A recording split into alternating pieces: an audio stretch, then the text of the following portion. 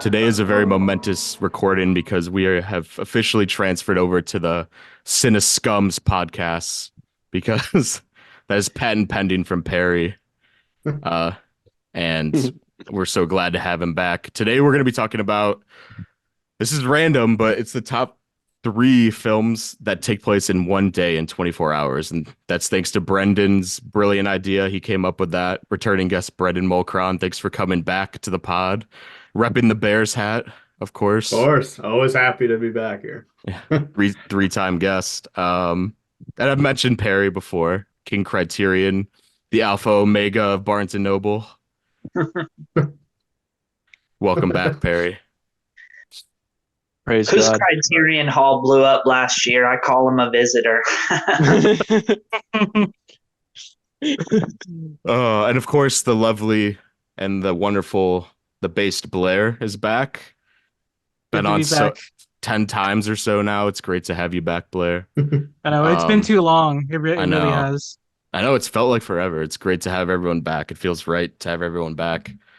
And then, this is big. This is a first timer.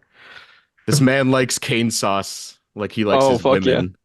He's a really neighborly guy, as I like to say. He's a beautiful Bro's man. taking my bits. You stealing my bits, bro. We got glazed up together one night last year, and it was really great. I love him. He's a great dude. Love you too. On three, let's all sing it. You're making me Cynic The Critic. Yeah, finally. Jake finally decided to install a router in his basement. So even though I'm chained up down here, I can finally make an appearance. By the way, kind of skimping on the canes down here. I'm getting a lot of panda down here. A little too much, Ooh, man. too many of this. Not Too enough many- of that sauce. Not and too much of many, the orange chicken. too many fucking egg rolls. Not enough cane sauce, bro. Texas toast. I'm sure everyone's gonna get what we're talking about, but Of course, it's great Why to the have fuck are they you. talking about Raising Canes on this podcast? If you know, you know. You know, Canes is a very famous movie that takes place over the course of 24 hours. You know, it's a Ooh, this guy's an expert podcaster already. He's already tying it together. But it's a long time coming. I wanted to have you on ever since we fought about man. Inarritu and Of course, dude. Honestly, embraced each other to see Stop Making Sense in person. So oh, it was such a lovely day, such a lovely night. We were like every time I looked over at you, you and I were like bobbing along to it, along to each song yeah, like the same way. It was so dope. yeah, our bond formed that night for sure. Yeah, a bond of love, trust, and camaraderie, my brother, for sure. Well, hell yeah. So I'm excited. Brendan, if you want to explain why you chose this topic. I mean, I know personally because you're like, that's like a subgenre of Brendan core movies, like self-contained time periods. So I guess just like express your love for that sort of a movie, if you will. Yeah. Years ago, I told Jake that subgenre of kind of movies that take place in 24 hours-ish and all in one day just give me so much excitement and joy while I watch them. And they're so archetypal with the paranoia and the interesting supporting characters that kind of help the main character along. I'll get into that with my picks. I want to talk about that too, but I just think there's something special about a director and a writer really finding that format of under 24 hours to be so thrilling and really captivates the film lover. I don't know. I think it's really talented for these films to stick with us, and yeah, I think some of them are timeless, and that's why we picked them. Absolutely. I think it's a good way Yeah. to put it too. It's like a writing exercise in a lot of ways to like that self-constraint, like put yourself in a box when you're crafting a film.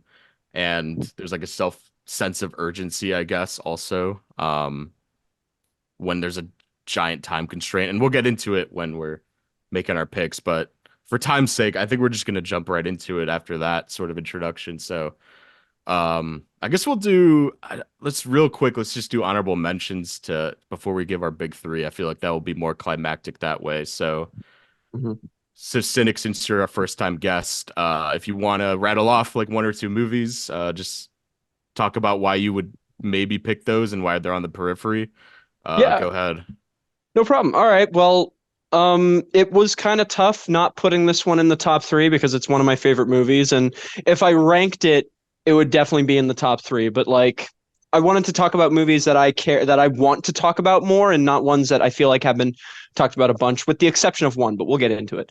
But my first honorable mention is going to be Abbas Kiarostami's Taste of Cherry, a really personal film for me, and I'm sure for a lot of people who have, you know, at the very least experienced suicidal thoughts. It's definitely not an easy to watch movie for those who aren't prepared for the kind of somewhat kind of hopeless nature of it at first, at least. I don't think it's a very hopeless movie. In fact, I actually find it very life affirming. I rewatched it kind of recently, and it was very, very beautiful to me. And I it is just one of those movies that everyone I feel like can relate to. Just feeling like you're going nowhere. There's nothing left. It's over.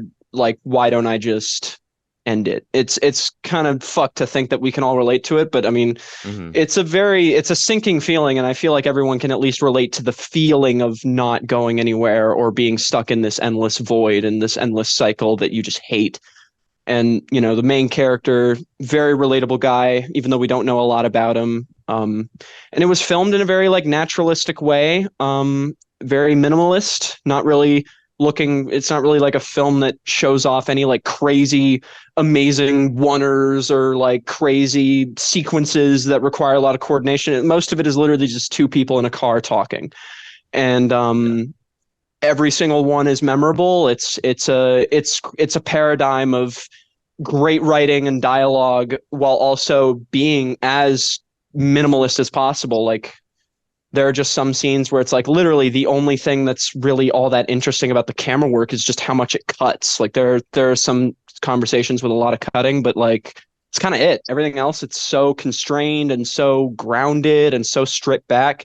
And that's what Kiarostami really excelled at, just kind of taking a film and deconstructing it to its barest of elements and just creating this very inclusive experience in just an hour and a half. Like, the movie's incredibly short too. I really love that. And you know, without spoilers, it probably has one of the most interesting and head scratching endings of all time, but it makes sense. It like kind of is the reality check that we as people need when watching movies like that. So yeah, it is definitely worth talking about, but there are other movies out there that I feel like haven't gotten the spotlight like this movie has with Criterion buffs, and yeah, I still really love it. I can mention Totally. the other one I have, unless everyone wants Yeah, to no, mention go one, and ahead. then we'll do another. We'll go by one. But I also want to Okay. say Taste of Cherry is one of my favorite movies ever. Hell So yeah. I'm glad you brought Same it up. here.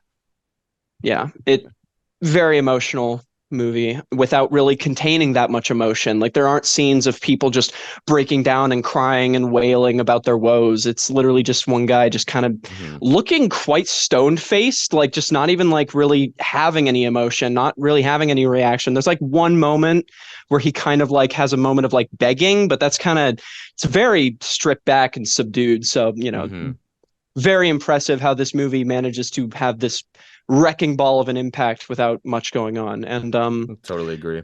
What's your next yeah, pick? Your other one? my next pick is going to definitely scratch some heads because I know a lot of people really hate this movie, but I'm going to pick Elephant by Gus Van Sant. It is a movie released in, I don't remember what year, but it was definitely the early 2000s, and it's a movie about a school shooting. Very, very positive movie. And it's just kind of about several different students just going about the mundanity of the day before it turns into literal hell. You know, you get different students just sort of walking throughout the halls. It's really, really ethereal. It's not really a film that focuses on the sensationalism of the intense situation that it later becomes. Even when the shooting does start, um, it's not really done in a way that kind of makes it like all that disturbing or watch. Well, that's not true. I mean, like it's not highlighting the violence as much as it's just highlighting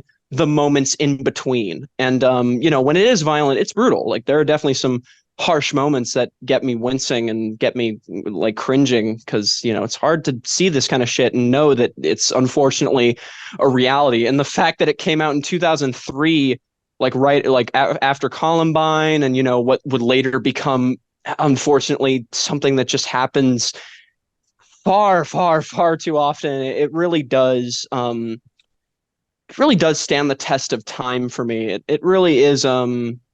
Just that you feel this tensity, even if you don't know what's coming. There is this feeling of because the way that it's shot, it's kind of shot in a way that in horror movies when a character is walking and it's done in this long take, and then at the very end of the take there's a jump scare and the character dies.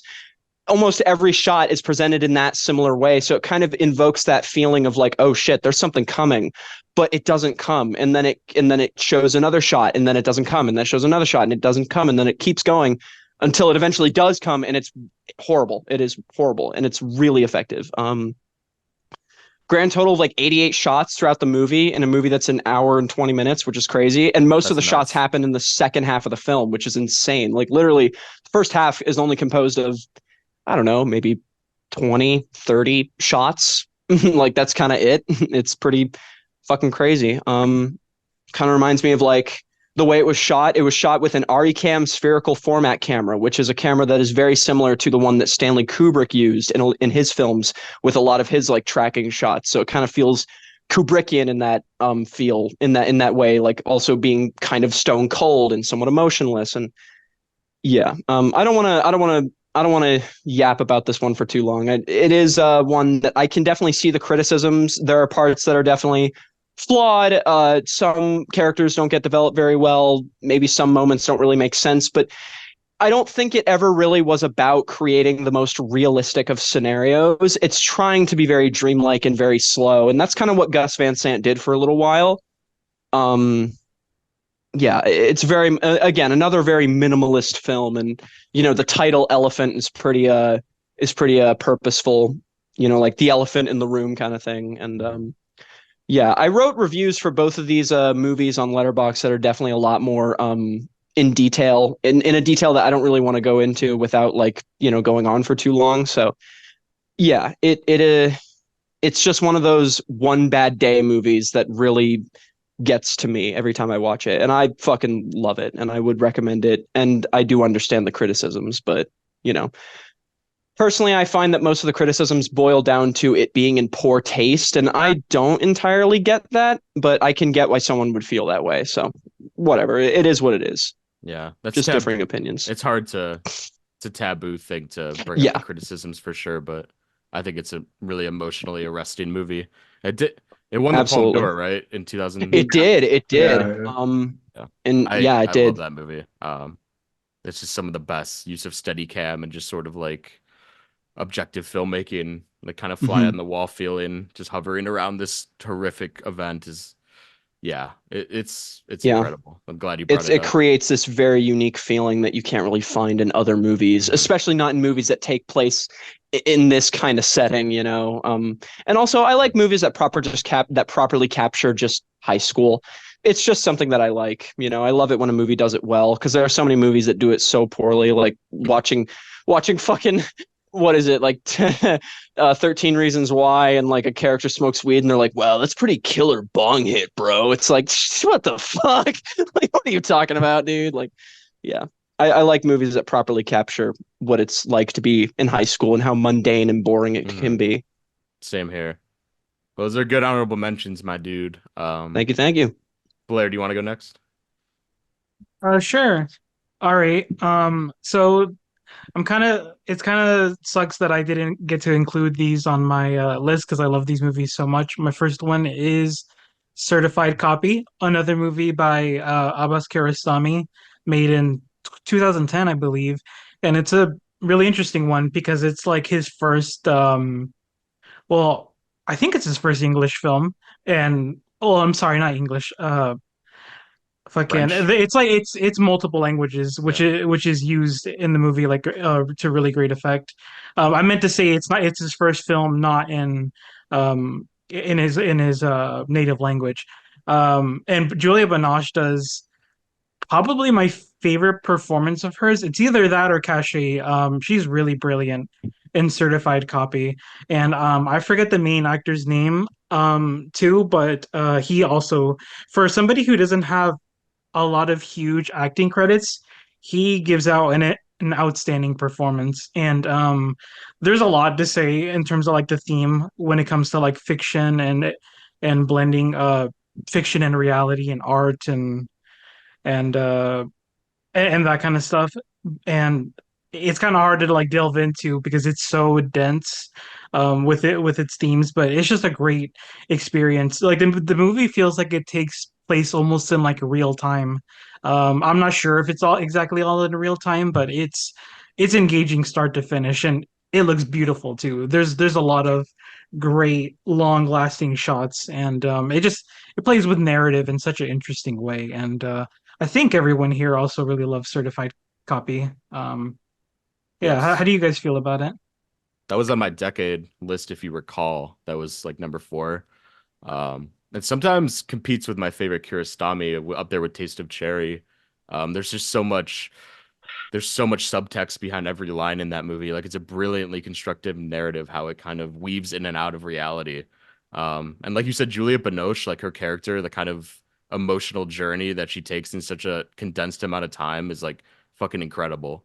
Hmm. And I think one of Absolutely. Kurosami's like magnum opuses in terms of like condensing so many themes and just insanely compelling filmmaking techniques into one movie. Yeah. Yeah, I don't know about the rest of you guys, but I fucking love it too. I mean, I It's pretty much feel the same way. Yeah. it's crazy to think that the main actor of the movie is an opera singer because like you would think from his performance that he's just like a veteran actor who's been doing it for like 20 years. For Yeah, sure. definitely. It also just like I know I mentioned this the look of the film, but even like the sets, it's not I mean the setting of the film is really Mhm. interesting and cool. It makes me want to like be in that area and be in that environment. It's really awesome. Same. Did you have another honorable mention? Yeah, my last one is Buffalo 66 from Vincent Gallo. Let's go. Cool.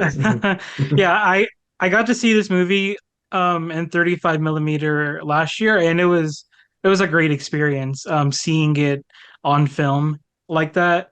Um I think both Vincent Gallo and Christina Ricci do phenomenal jobs. It's kind of a hard movie to watch because you're just kind of watching like a man go through like a nervous breakdown and berating um his like girlfriend throughout the whole film, but it's like sweet and endearing while being pretty like toxic and abusive. And I've never seen a movie like really blend that kind of dynamic so well to the point I don't want to spoil like the ending, but like the ending is just so satisfying. Hmm. And I can't Agreed. recommend this movie enough. It's just like it's filmed in a way that you've like not a lot of people have seen. Like there's some really weird editing choices, but it I think it works in the film's favor. And like I said, the acting is just superb. Honestly, when you're watching this movie, it almost feels like it shouldn't work. Like this type of movie shouldn't be great, but it is like Hmm. a masterpiece in my opinion. Yeah. It's a movie that somehow, like, despite the main character being for most of the film really unlikable and really rude and mean and kind of just impossible to like, it also does manage to get you to care about him and kind of understand why he is the way he is. I mean, you also get to see like it does a great job at showing like where he comes from and like what he grew up with and when we get to his sort of arc of the film, so to speak, it really does. It makes that ending like extra satisfying for sure. Like it's one of the most satisfying endings It's one of my favorite endings, ever. probably, Yeah, to any One film. of the it's best needle Mm. drops in cinema, in my oh opinion. The yeah, final that like That too. too.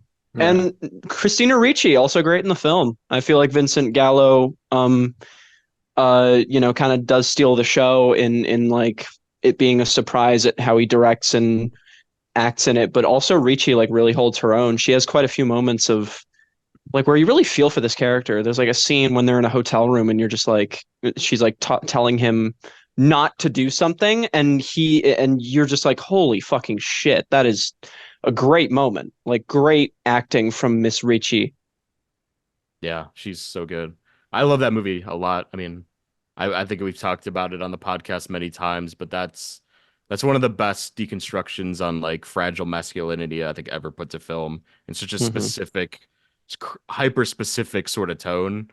And like he just knows where to put the camera too. Like he's an amazing fucking director in that movie alone. And some of my favorite scenes, like her ballet dance at the bowling alley, is one of the most beautiful things. That's one of my favorite scenes of the like, film. Love that yeah, scene. Yeah. Ben Gazzara's like opera scene.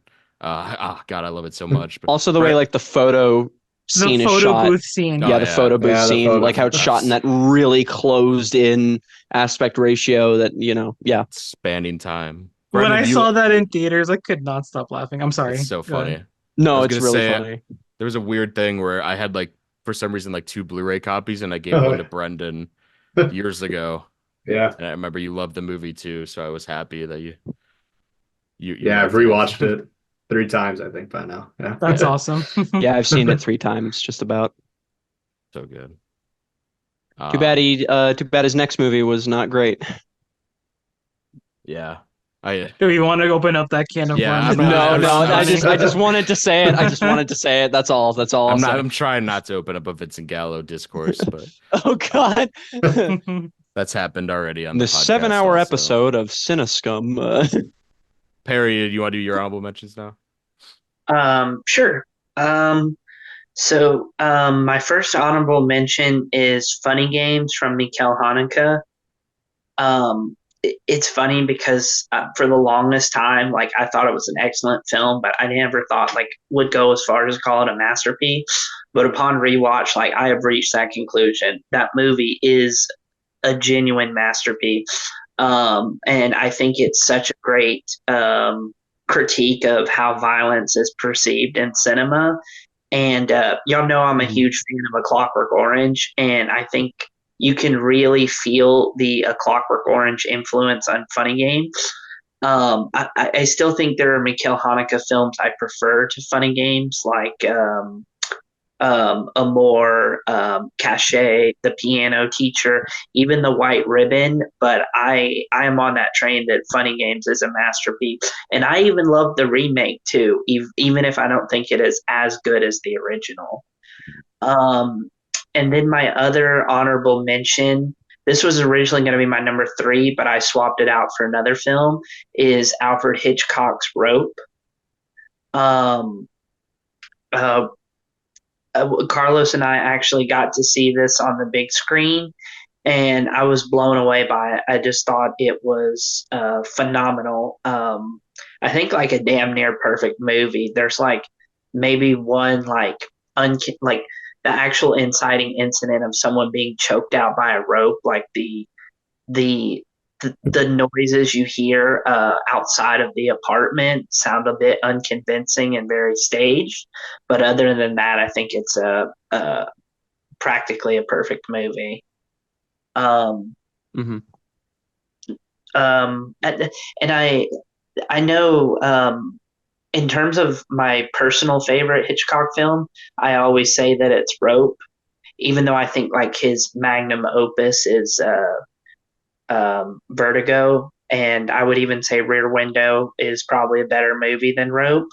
Mhm. If I'm picking a personal favorite Hitchcock film, it has to be Rope. Wow, I didn't know that about you. That's Wow. based. It's awesome. Yeah, Vertigo is that's another can of worms we won't open. Oh yeah, I'm not with getting into that. Yeah. Looking at you, Carlos. Yeah, it's Carlos. That's a great. I haven't seen Vertigo, but that just sounds wrong. I can't imagine. It's one of the In a best world- movies ever made, in my opinion. So. Yeah, In a world. in a world. Real One real movie quick reviewer. on Rear We're Window. I saw Rear Window on projected on film over Christmas break. Ooh, That's It awesome. was so Oh. fucking good. Nice. That's my favorite Hitchcock. It's Love that it's film. always that and Vertigo for me. I know it's like a basic take on Yeah, Hitchcock, it is. But you know what? Like, no one's gonna argue. No one's gonna be like, "What? You picked those two? What the fuck?" Like, oh, Brendan, you know. Brendan, I know you're Shadow of a Doubt, and Yeah, Shadow of a Doubt. yeah, that movie's incredible I haven't too. seen that one. I hear it's good. It's fantastic. I mean, he's a good director. I recently watched Strangers on a Train, and I thought it was really funny and stupid, but very fun. Oh yeah, Oh, that's I've the only best. oh, sorry. sorry. You go. No, what were you saying, Brendan? Oh no, I was just saying, Strangers on a Train is another one of like my top three Hitchcocks. But yeah, I do admit it's just so silly. But I think at the time it's so audacious. Like we watch it now and we're like, Hmm. Yeah, what? I But can at definitely that time, see can you that at the time. imagine at that Yeah, time seeing like that carnival scene at the end it with was the like guy the getting uncut trapped? gems of its time. Yeah, it's just such a insane idea at times. So I think that's what I Oh love yeah. about it. Cynic, Not look, to. I was gonna Oh, say sorry real quick. I was gonna plug my review. I think it'll make you laugh, Cynic. Look it up. Go ahead, Perry. Strangers on a Train. Yeah. I think it's All pretty right. funny. Hell yeah. not to mention and inspired one of the most underrated comedies of all time. Don't Throw Mama Yeah. Off the Train. Danny Love De that. Yeah, Danny DeVito picture, yeah. that is Yep. true. Embarrassingly, I started that movie and I had no idea it was a parody of Hitchcock. I felt so stupid not knowing. I was like, oh. But yeah, that movie's hilarious. Brendan, do you want to do yours? Yeah. My first one will be kind of a comedy.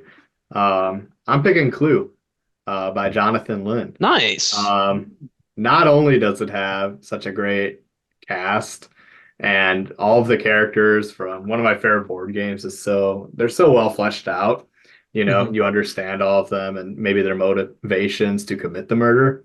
But I just love it, man. I think the production design of it all, this kind of mansion and the way that it's filmed, especially in the beginning, really sets it up nicely. Um, but I just think it's a blast. It keeps you on your toes.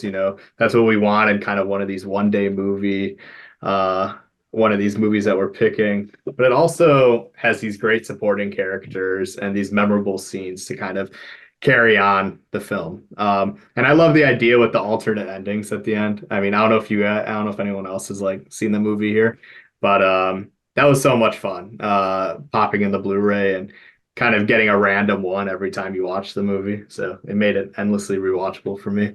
I saw it Especially years ago, yeah. yeah. But definitely one of my favorite one day films that I had to cut off the list. And Mhm.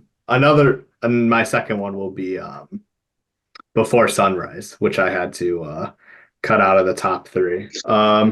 I think Perry's reaction. Perry's holding it in. Um, Oh no. but I think for me, it's that splendor of, falling in love and the idea of any stranger, even if it's a friend that you meet and you have that one great night with them.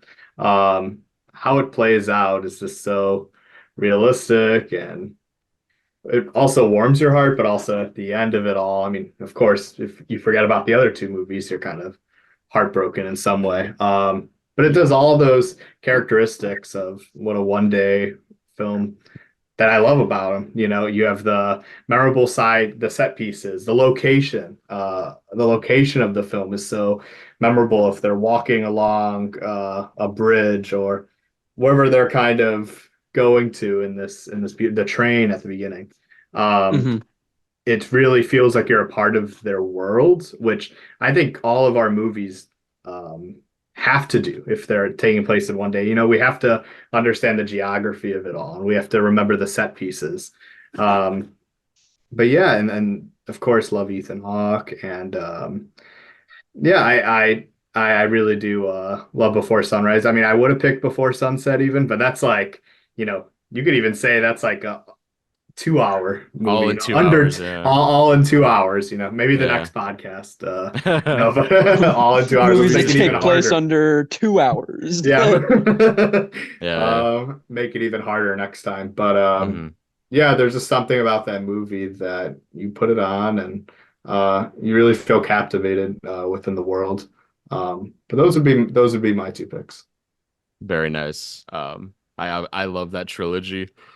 Despite the the naysayers out there, I get it, but Yeah, I love I get it. Daddy Rick's my Uncle Rick's my guy, so Yeah, Uncle Rick forever. oh boy. Okay, cool. I'll do mine real quick, then we can get started on the actual list. I'm sorry to do this to you, Brennan, but I'm starting with a movie that you don't love, so but I do love it. It's one of my favorite movies of the century, actually. It's actually Collateral by Michael Mann, Nice. which I think is a fucking Great film. like propulsive thriller that's so character rich. Like I think their duality between Cruise and Fox is so well captured and what they kind of mean to each other in terms of the thematics of the movie. It's got one of my favorite action sequences in any movie in the nightclub with the steady cam. It's just fucking so jaw-dropping. And yeah, I just in terms of all in one day movies, also this captures the essence of what LA and how fucking horrendous it is to be stuck in traffic and just to be having to Oh go my around God. LA all day. Yeah. And I really appreciated it more when I realized that. The digital cinematography, I think, is just so gorgeous. I know it's divisive for Michael Mann fans, but I think this is like the best version of that digital cinematography to have this sort of raw kinetic realism that he does so well. And this movie, Agreed. I could literally throw on this movie like once a year, maybe even more. I just love this movie. I love And it too. my other one, which actually swapped in last minute, is Gummo by Harmony Korine. I can't believe he made that movie when he was 18 years old. It's just such a incredibly specific aesthetic and like the filming and cinematography, like uh the grain of it all. It just adds so much to the griminess of this movie. Um, and such a time capsule for when it came out, when independent cinema was like really booming and really unique and kind of up and coming voices like Corinne and all the, as for mentioned, other directors that were coming up during that time. And yeah, just like a profoundly beautiful movie that, you know, for better or worse, jump started Harmony Korine's career. I'm on the side where, you know, I love his movies, and I think this is probably up there with Spring Breakers as his best movie in my opinion. And yeah, like the spaghetti scene in the bathtub and them biking down the street, like there's some just incredibly striking imagery in this movie that's just unforgettable. So yeah, those are my two honorables. I know Blaire loves Gummo. I don't know how y'all. It's a masterpiece. It's at least in my top 50 favorite films of all time. Yeah, it's Oh one of yeah, my favorites too. I enjoyed it when I saw it. I've seen it twice, and I haven't seen it in so long. And I really wanted to rewatch it because I knew you were going to bring it. I really wanted to rewatch it so that I could have like a newly found perspective on whether I love it or don't love it. But I'm not particularly the biggest fan of Kareem, but I'm so happy he exists. The movies he makes are definitely like so influential on like underground filmmakers that just take a camera outside and just turn it on and film shit. And I really love that he just makes whatever the fuck he wants. Like if aggro drift isn't like the perfect representation of just how many fucks he doesn't give. I cannot wait to see that. That's I'm so Yeah. excited to see Aggro so Drift. excited. For Yeah. real. Space. But like Gummo is like one of the movies from him that I remember enjoying more than the others. I don't think I would my opinion on it would change, would go lower. I think that if I enjoyed it back then, I would probably enjoy it probably more now because I would probably have more appreciation for it. I watched it before I really knew what different avenues of cinema were capable of. Right. I get that. I just Harmony Korine I just love. I mean, I have really fond memories. Like I remember Brendan was here for this. I think I turned it was like my 22nd birthday. I just forced a bunch of my friends to watch Spring Breakers one night after That like was fun, yeah. we were out Nice. drinking and Nice. stuff, and it was just a really fond memory. Sprang And bright. then a few nights like last week we all watched it on the Discord, which was amazing. That was such a fun night. Yeah. I Sad I just couldn't be. I'm sad I couldn't be there, but I just knew you guys were having a shit ton of fun, and that made me happy. it was so fun. There were no detractors, so it was such a good time. I know. Hell yeah. I was shocked, yeah. Carlos wasn't there. That's why there wasn't any detractors. God, I remember the old days where like I thought it was fine, and then like Perry hated it, and Blaire loved it, and every time like they would like fight over it every here and there, and it was I know. funny. The Spring Breakers Character island arcs, man. Holy shit. it used to be such a lonely place defending Spring Breakers. Yeah. When I joined, it was literally just like Blaire and Kaylin that were like Hmm. They were like, "Oh yeah," and Yeah. everyone else is like shitting on it, but everyone's converting to the light side of history. So I think it's a really enjoyable satire. I really like it. 10 out of 10 masterpiece. Definitely James Franco's best performance. Oh yeah, by far. Oh yeah. Sprang, brang. Every time there's like a divisive film in the Discord, everyone's already always sweating. Like, what did Perry think of this film? I need to reconfirm my feelings Bro, about that's it. honestly real.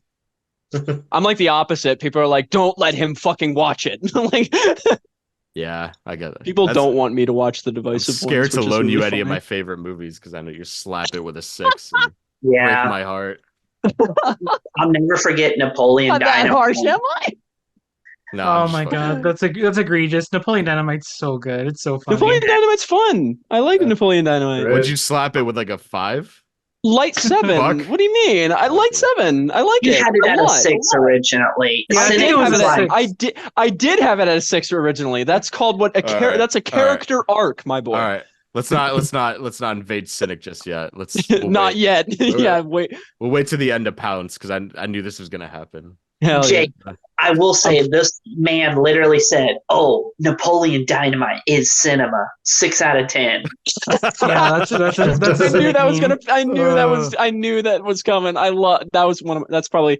I'm glad I said that because it's funny. How It's dare funny you? to see. Never eating fucking tater tots with you ever again. How fucking dare you? How dare you? Fuck you, kid. Nah, I love, nah, man. I Okay, love the discourse. Yeah, let's go. we Let's got the do it. honorables out of the way. So we're in our top 3. Yeah, that's really it. Cynic. Oh boy. Going number 3. All right, Ant-Man and Souffle are really going to be on my side for this one, but my number 3 is going to be a 1968 film starring Burt Lancaster, The Swimmer. Very, very amazing movie, and I rewatched it tonight, so I have a like newfound appreciation and perspective on it. So this movie is about Burt Lancaster. He plays a man named Ned Merrill, and he goes for a swim in one of his neighbor's pools or one of his like friends' pools. That's how the movie opens.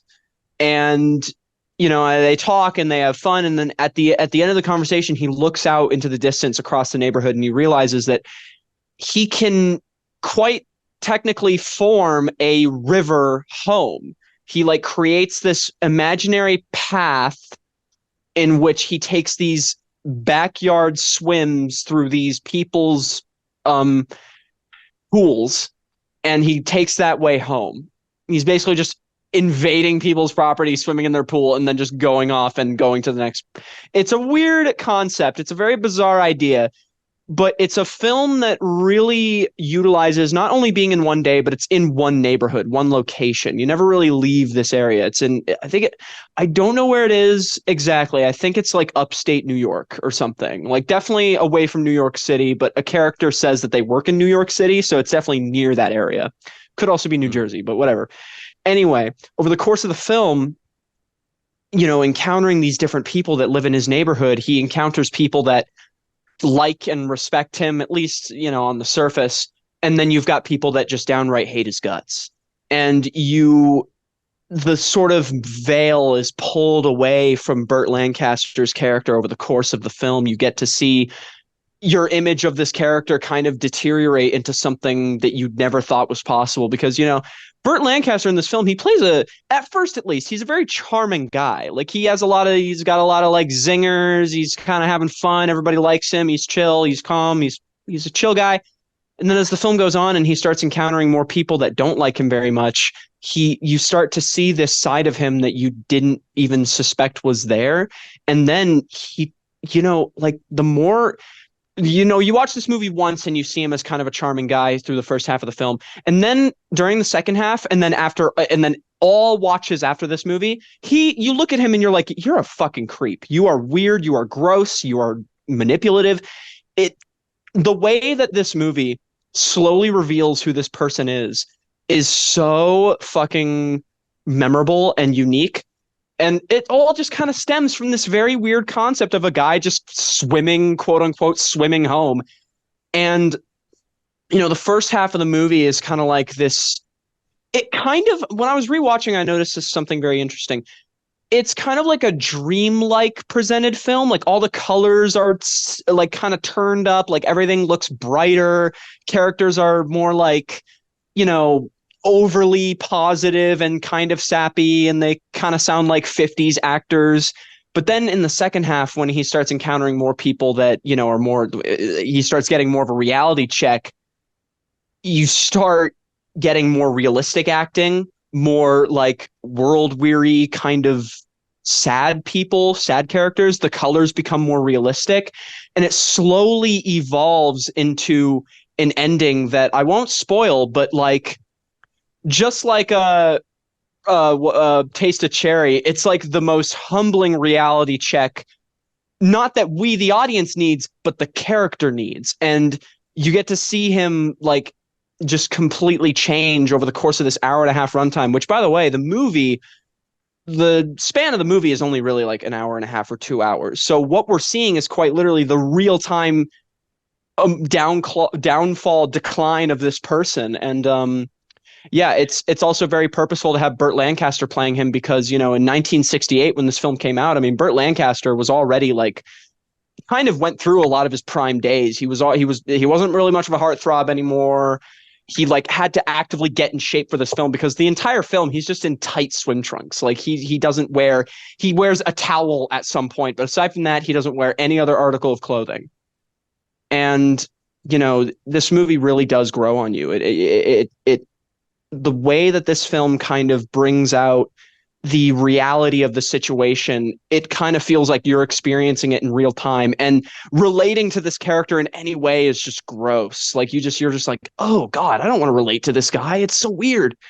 So, you know, it plus, sorry, something I didn't know how to segue into, but kind of I want to talk about. The score of this film is beautiful. And at first, in the first half, like I said, it has this more dreamlike, ethereal quality.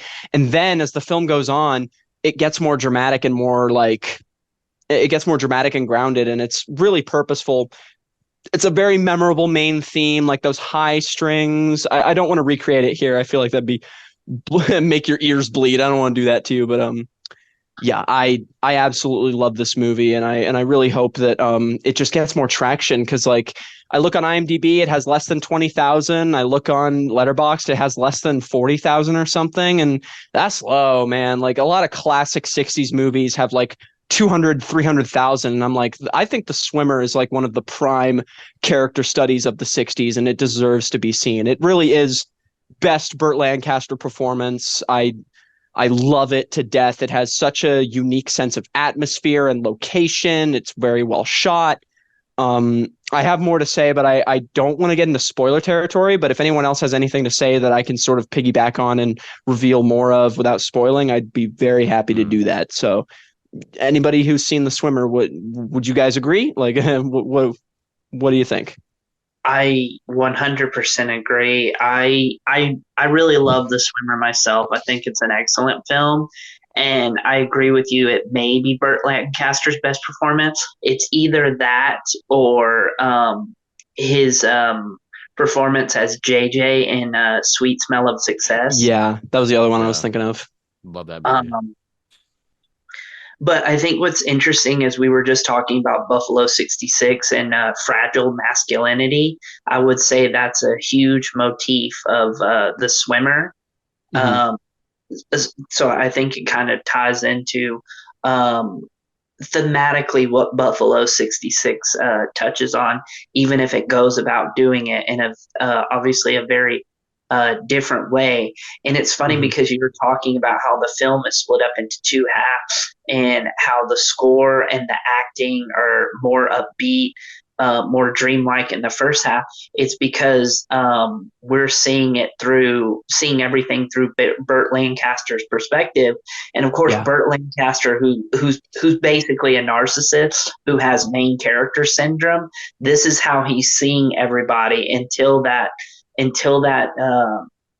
his world starts to deteriorate and his worldview starts to change, because this whole mission of going through all of all of his neighbors' pools and swimming back to his house. It's like he's approving something to himself, like, I'm still a man, I'm still young, I'm still a sprung chicken in some way. When it's in reality, it's like, no, you're not, and your charm is fading. You really need to come to terms with your mortality and your dwindling masculinity.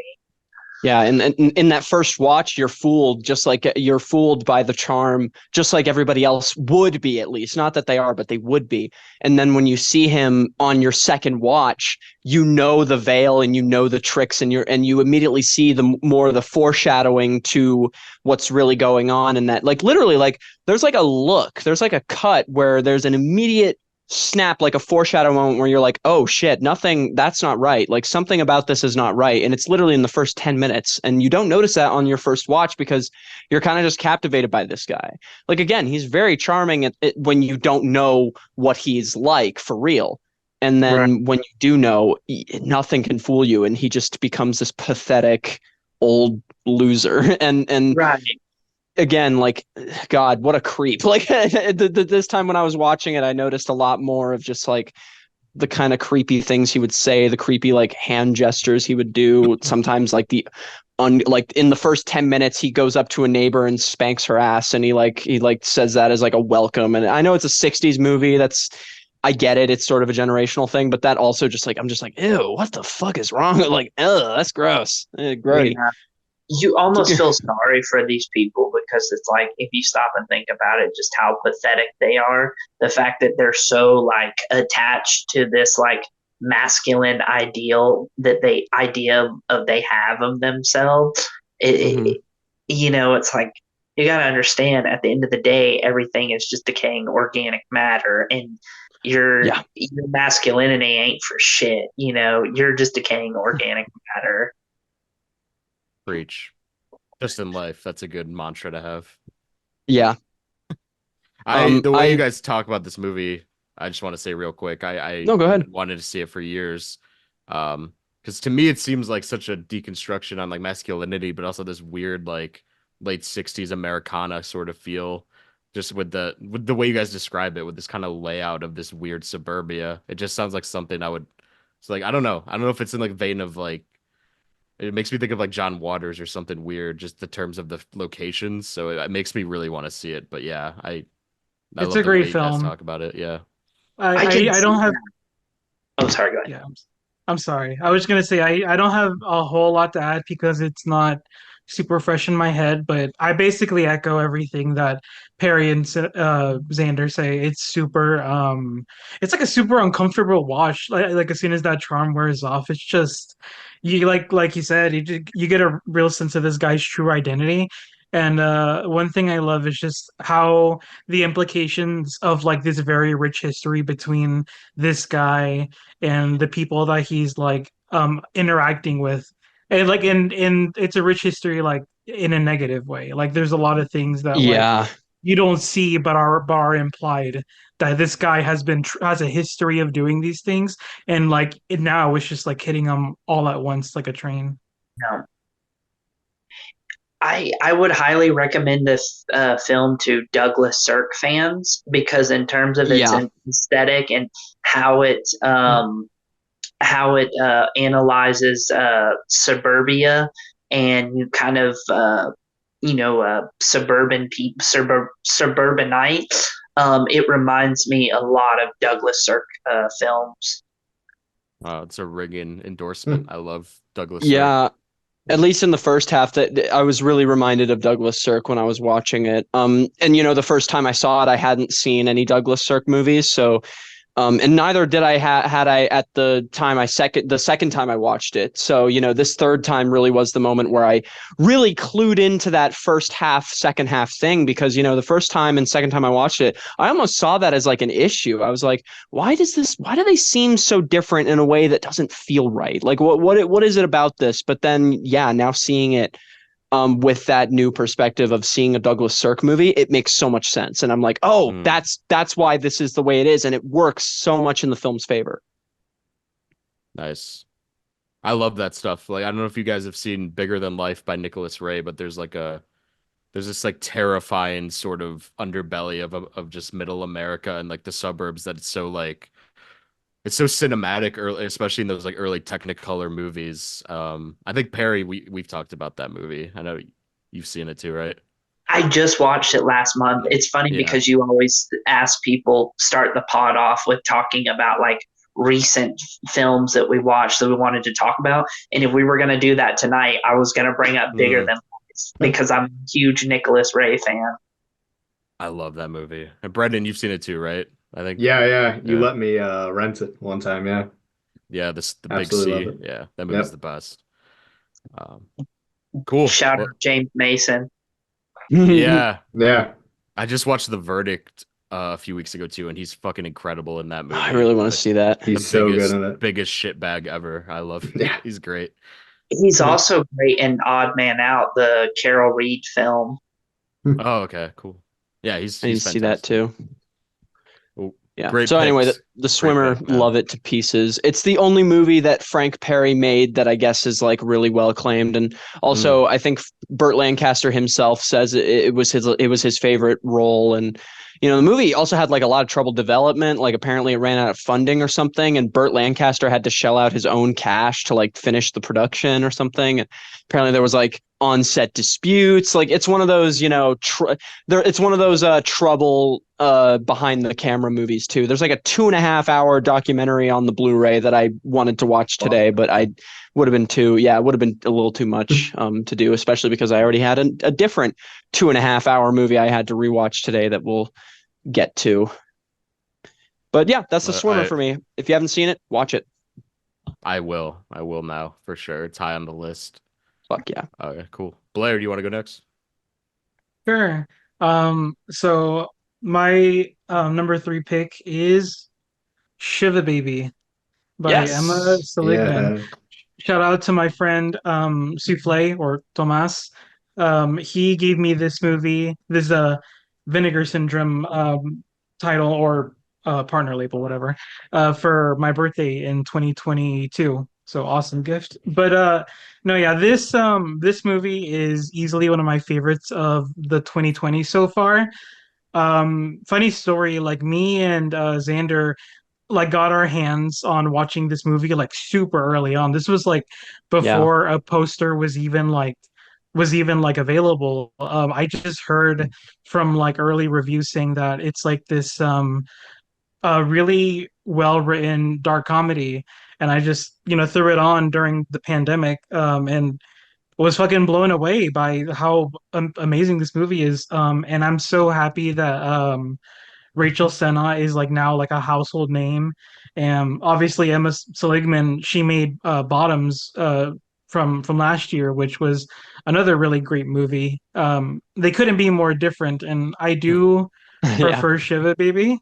Same. Um, it's so like anxiety inducing, and like it's so awesome because that movie, it really does shine purely with its acting, editing, and direction. Like there's not really a whole lot to it when it comes to like the filmmaking. There's no like flashiness.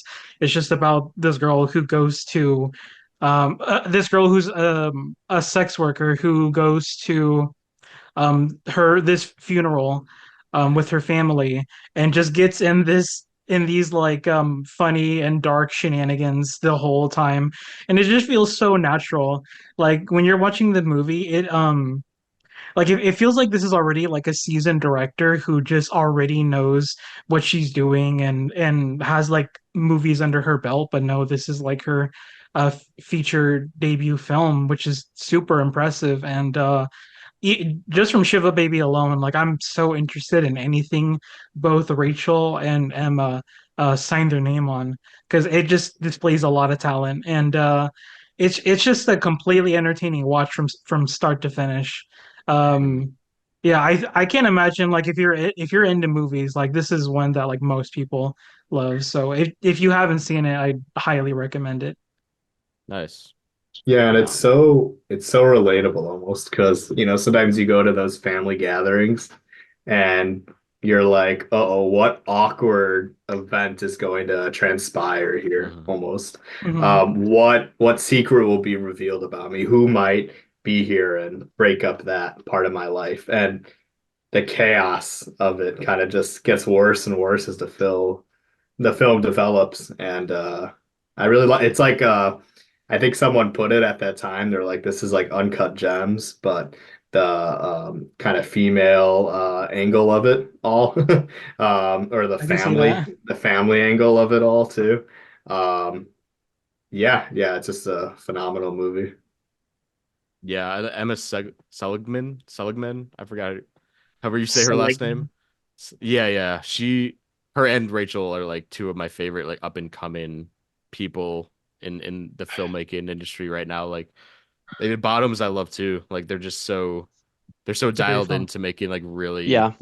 fun and original. I mean, Shiva Baby's very I mean, it's just like Blaire was saying, it's the most just the way it utilizes every aspect of the medium so well that like on a really limited budget and how just magical and kind of frenetic it all feels. It's crazy. And just Yeah, for sure. I can't wait to rewatch the. I also have the Vinegar Syndrome Blu-ray. I've been meaning to pop it in, because that movie I could watch like any time because it's like just over an hour. So rewatchable. It's so Yeah. It's so rewatchable. It's very entertaining. rewatchable. I get the comparisons to Uncut Gems, and I agree with them too. But I think it also and is much heavily more reminiscent of Krisha from Yeah. 2015. Yeah. Oh yeah, yeah. Not just in terms of like being uncomfortable in this family setting, but even the score. Like the score is actually one of my minor issues with Shiva Baby is that I feel like the score is a little reminiscent of Krisha at times in ways where I'm like I kind of wish it was a little different, but at the same time I still love them both very very much. And they're also kind of different in the way that they're shot and the way that they're presented. So it's kind of hard to compare the two. But yeah, in terms of content, in terms of score, in terms of themes, like it feels very similar to Krisha too, both of which are fantastic movies. I really love them, Yeah. and I would recommend Krisha if you haven't seen it. Krisha's Edward great too. Schultz. That would I be think good their Name for. intents of are a that little director. different, but I agree. Yeah, one of them is a lot more about repairing Heavier. trauma, whereas the other is about creating trauma.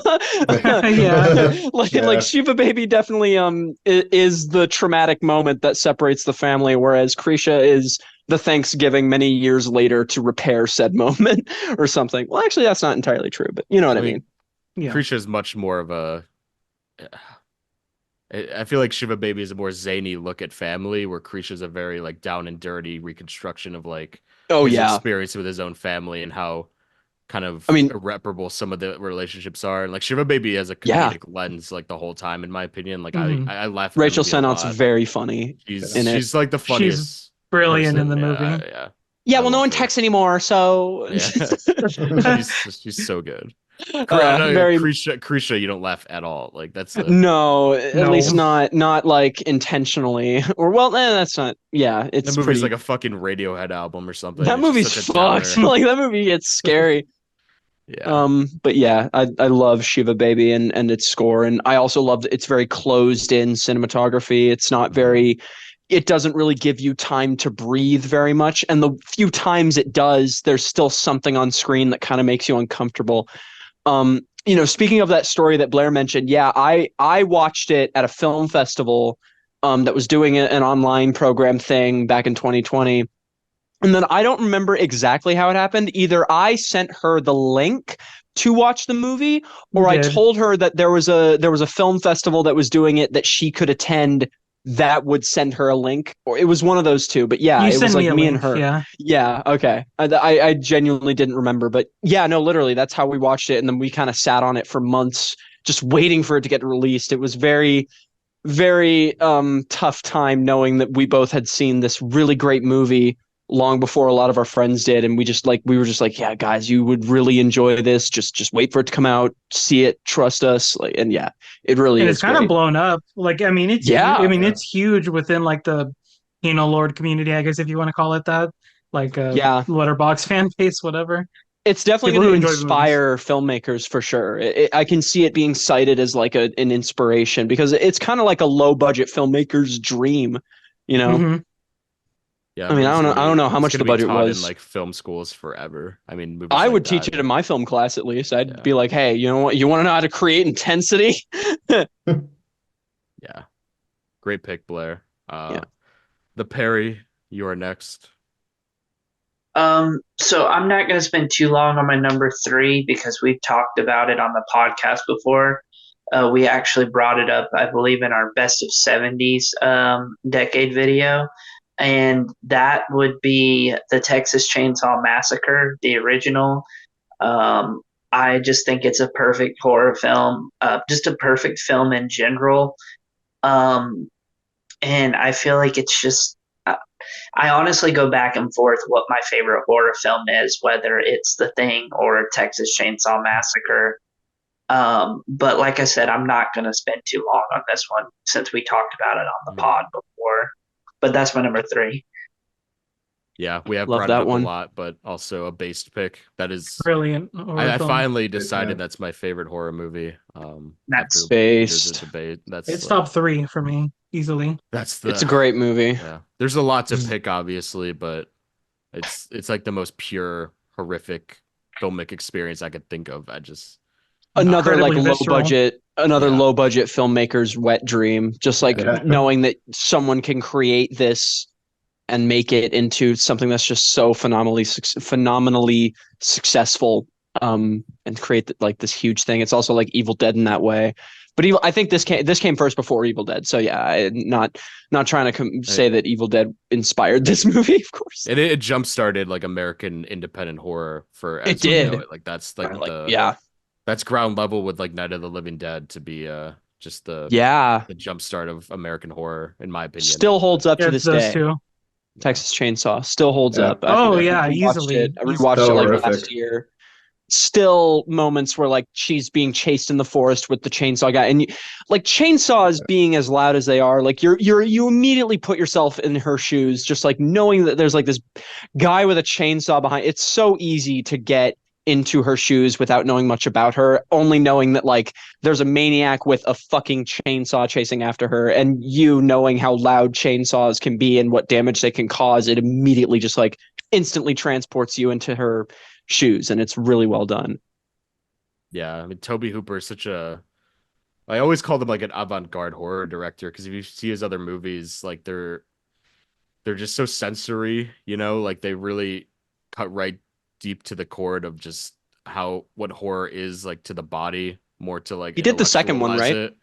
Yeah, I Yeah. mean that Okay. movie's I love that movie, but it's like a straight up comedy.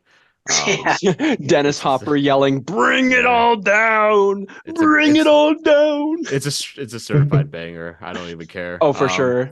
I love it, but yeah, Good it's night. and You if that's like the all in it also created the all in one day sort of horror movie too, if you think about it that way, because like Yeah.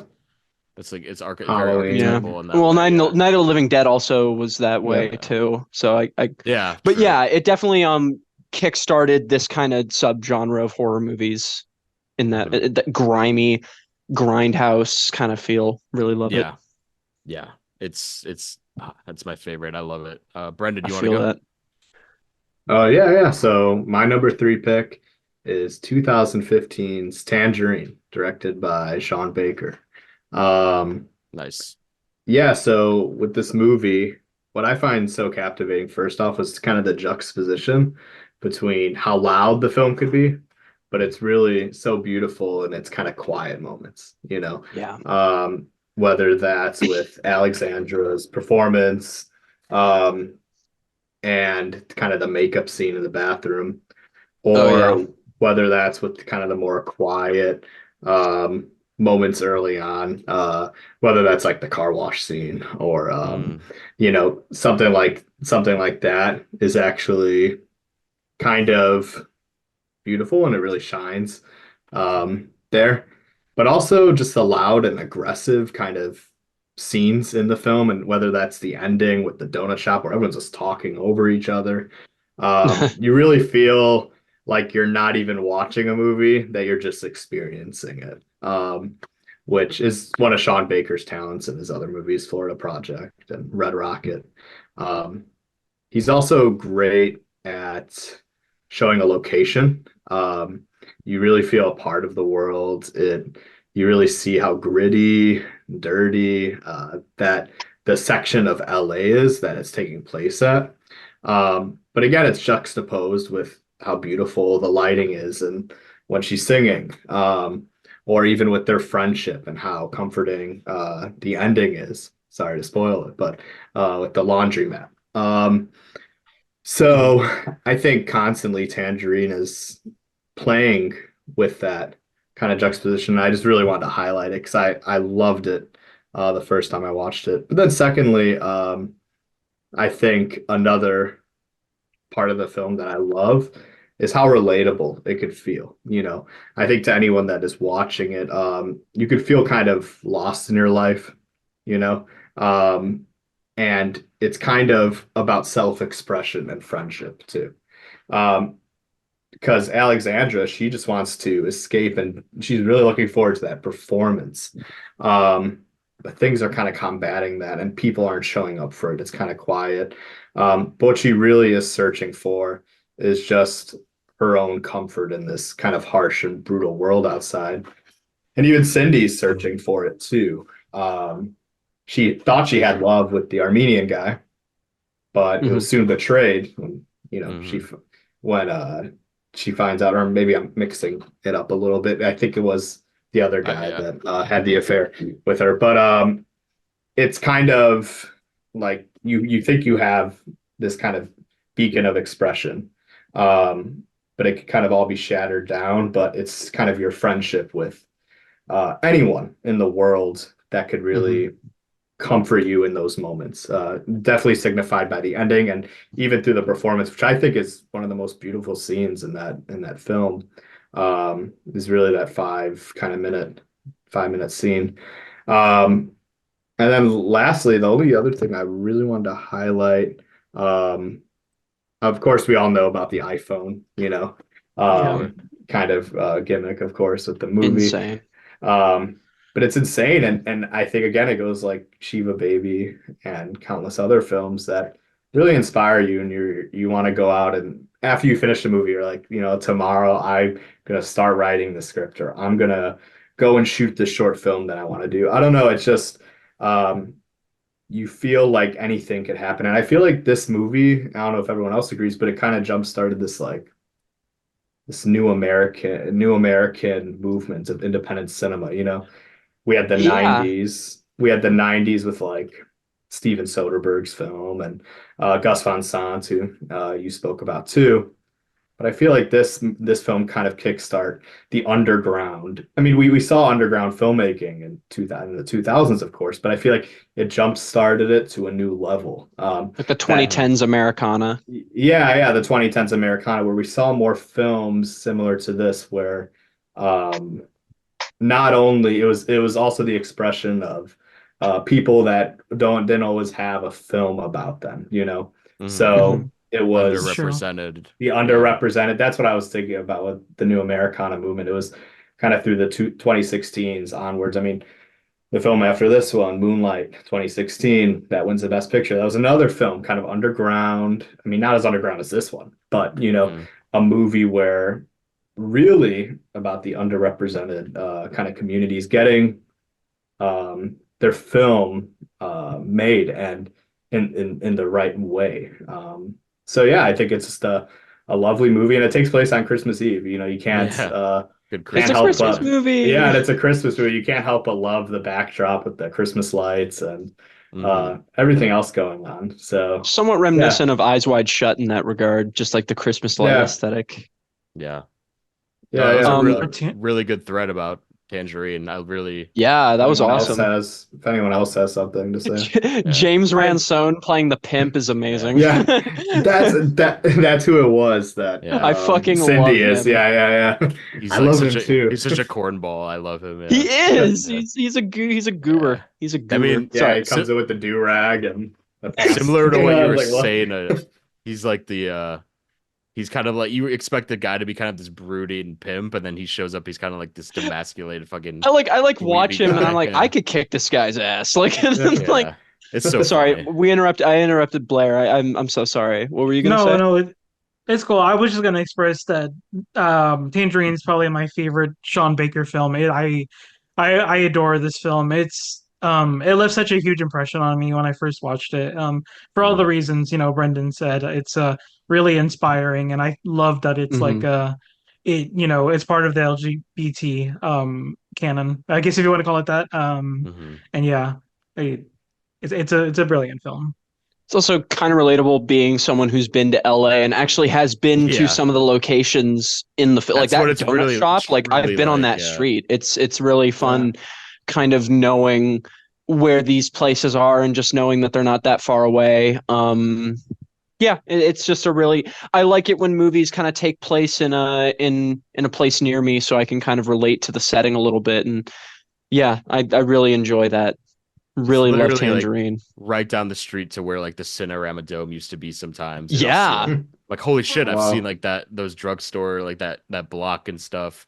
Um and yeah, I it's up there similar to Blair as my favorite Sean Baker, like that or Red Rocket actually. Nice. I I think didn't t yeah, I think I prefer Red Rocket a little bit, but I do Very like this understandable. more Yeah. than Yeah. Florida Project, I think. I think I like this more than Florida It's Project. like this and Red Rocket, Florida Project, and like Starlit, Takeout. They're all I love all of Yeah. them though. Like they're all They're great. all great. I Yeah. still want to see Mhm. Takeout. I still really want to see Takeout. Me Takeout's too. amazing. That's a It's like the great only all one I in. haven't That's seen. a perfect all in one day movie too. Like Oh, I that's didn't know it was an all in one day Oh, it's movie. out. Oh, wow. spoilers. Yeah, If my appearance was more planned out, I would have watched a handful of ones yeah. that I've missed, and I There's a probably would have lot. I done mean, that. we all have different picks, so there's so many.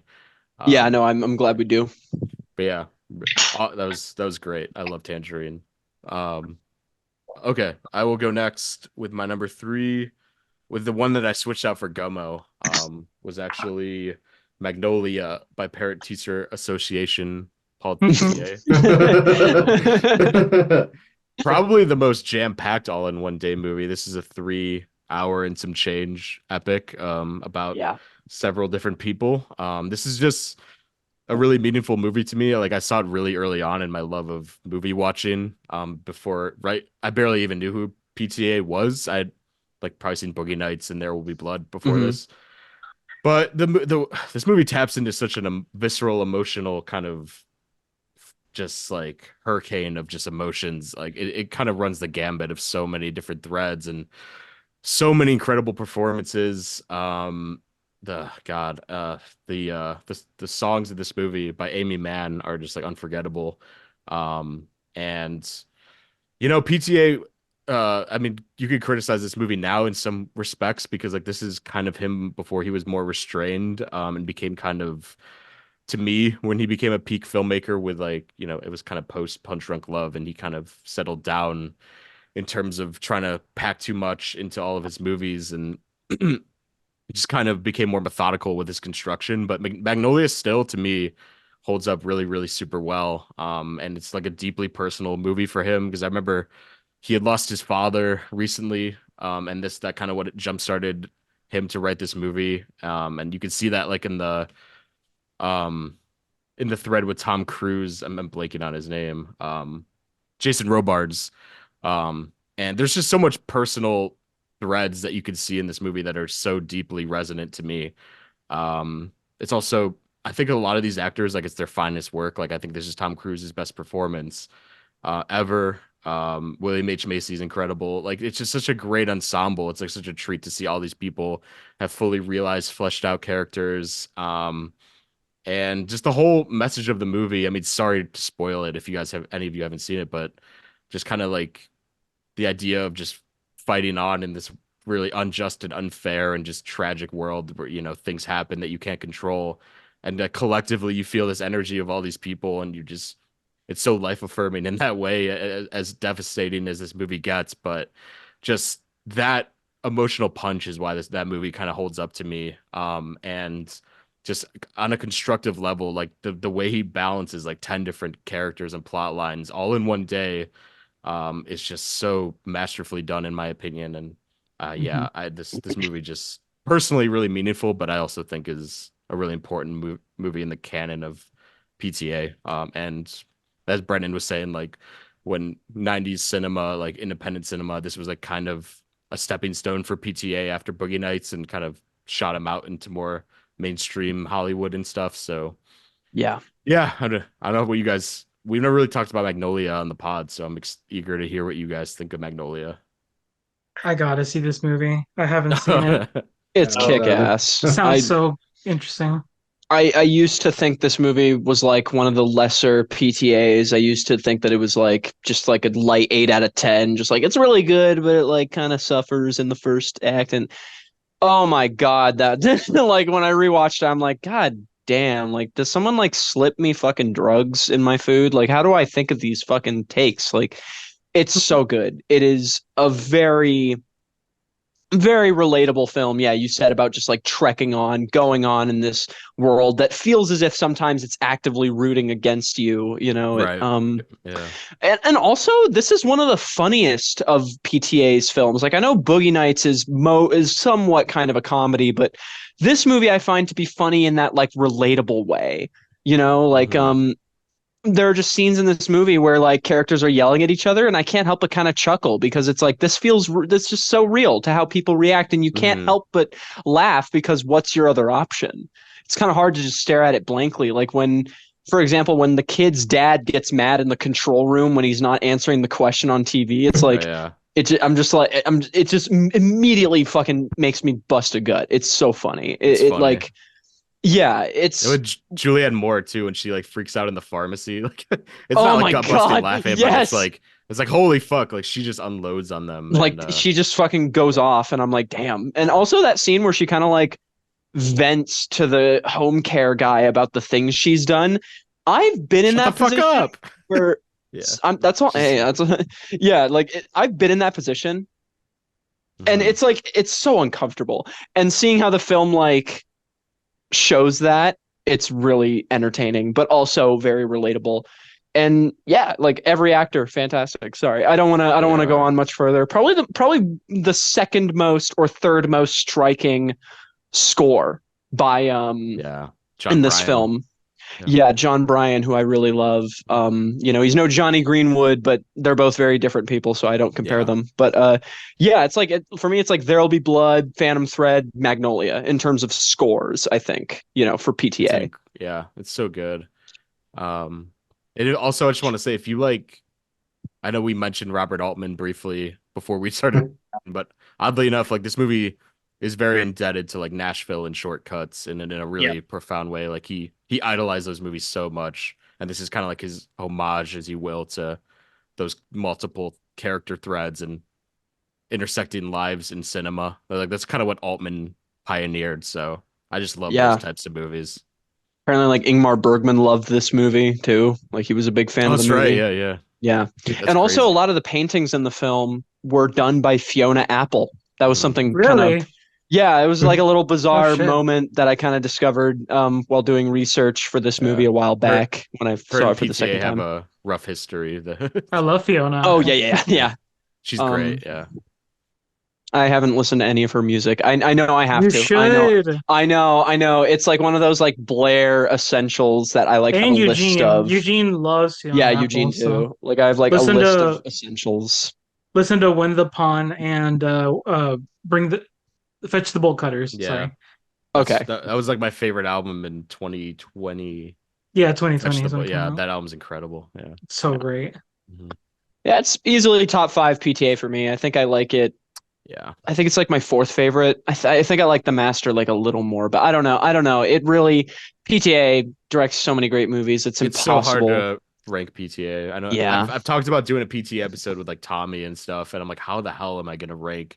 Because like Punch Drunk Love You is had my Mitchie on personal there too. You know favorite. he'll talk Yeah. about Robert Altman. Robert Altman. Fuck.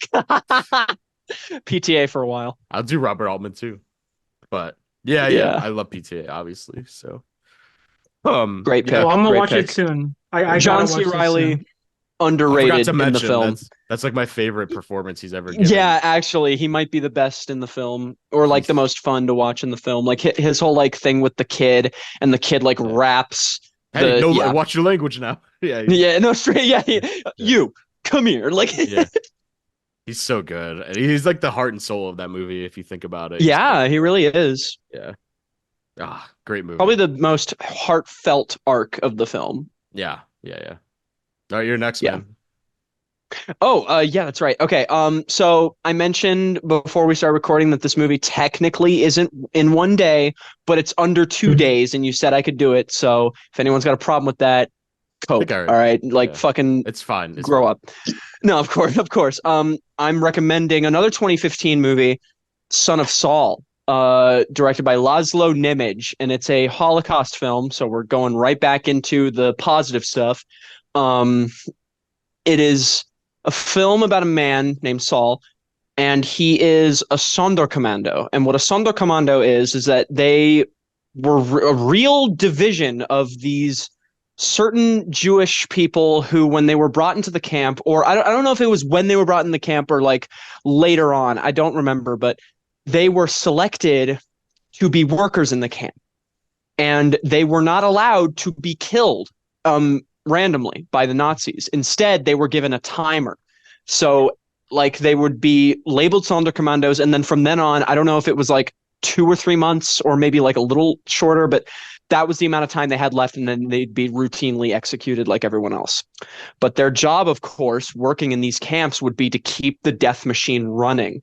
And Saul is one of these people. He leads the new arrivals into the gas chambers, and he also shovels their ashes into the water. He cleans up the bodies. He cleans the chambers of the blood. It's a very tough position to be in. I mean, imagine like you're one of those people who literally has to lead your own people to their deaths. It's definitely something that would pretty much grind a human's emotional side to dust. And that's what I really love. This character is very much in his own world or in his own head. The film is shot in this very narrow, very boxed in, that like it's literally like a box. Everything we see that's in focus is either only him or or something that he's focusing on directly. And I love that choice because every like atrocity that you come to expect from a Holocaust movie, you barely see much of it. It's not like Zone of Interest where you don't see any of it and you only hear it. It's, in fact, I actually kind of put these two films in a similar court.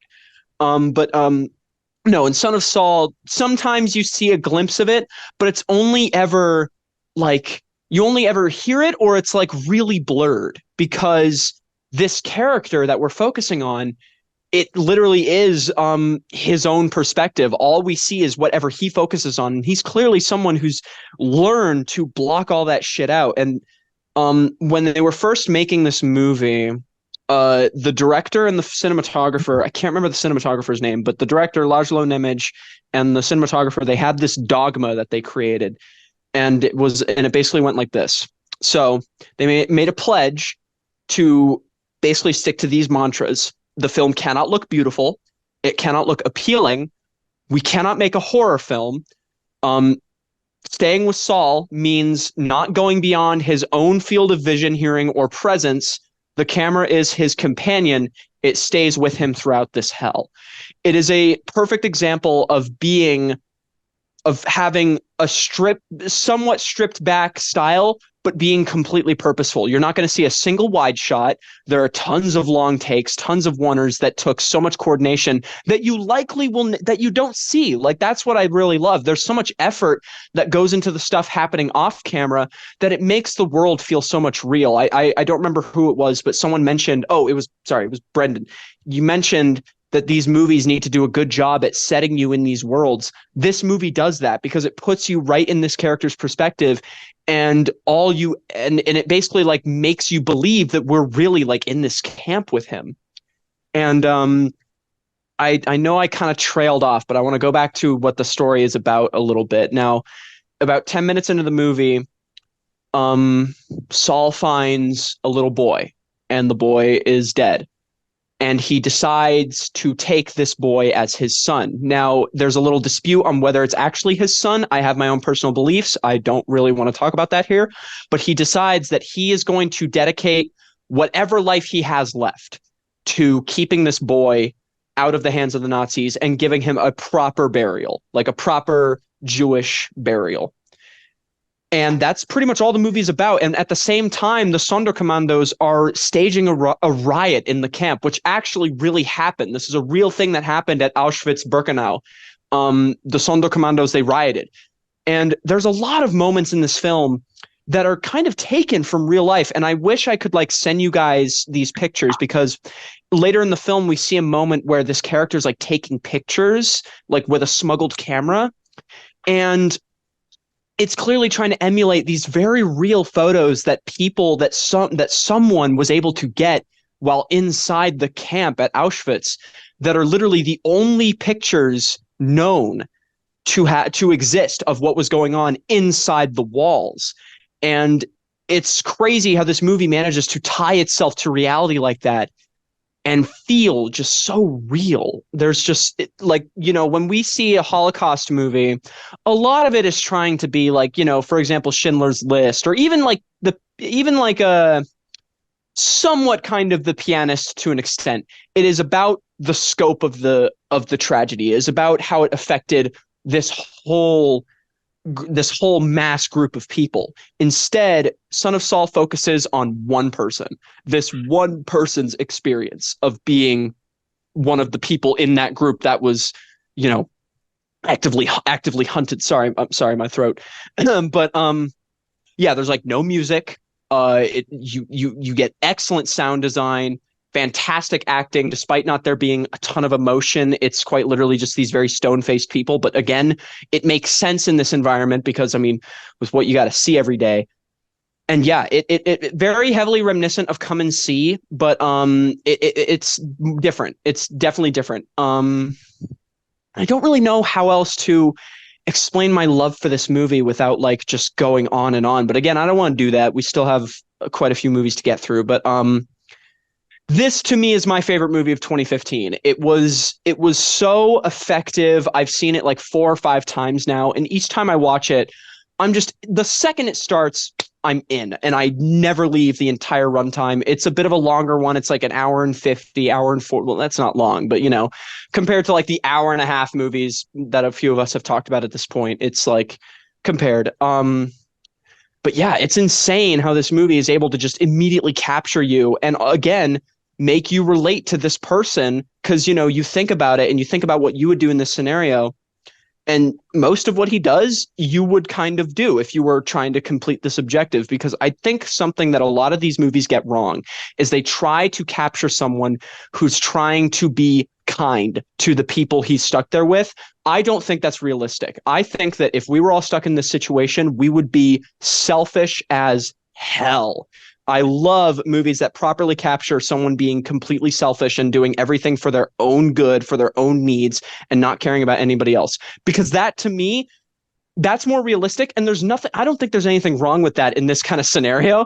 So I love that this movie properly like captures this one character just trying to do this one thing, and he doesn't really care like what happens to because in his eyes, they're already dead. Like they're dead. Nothing matters.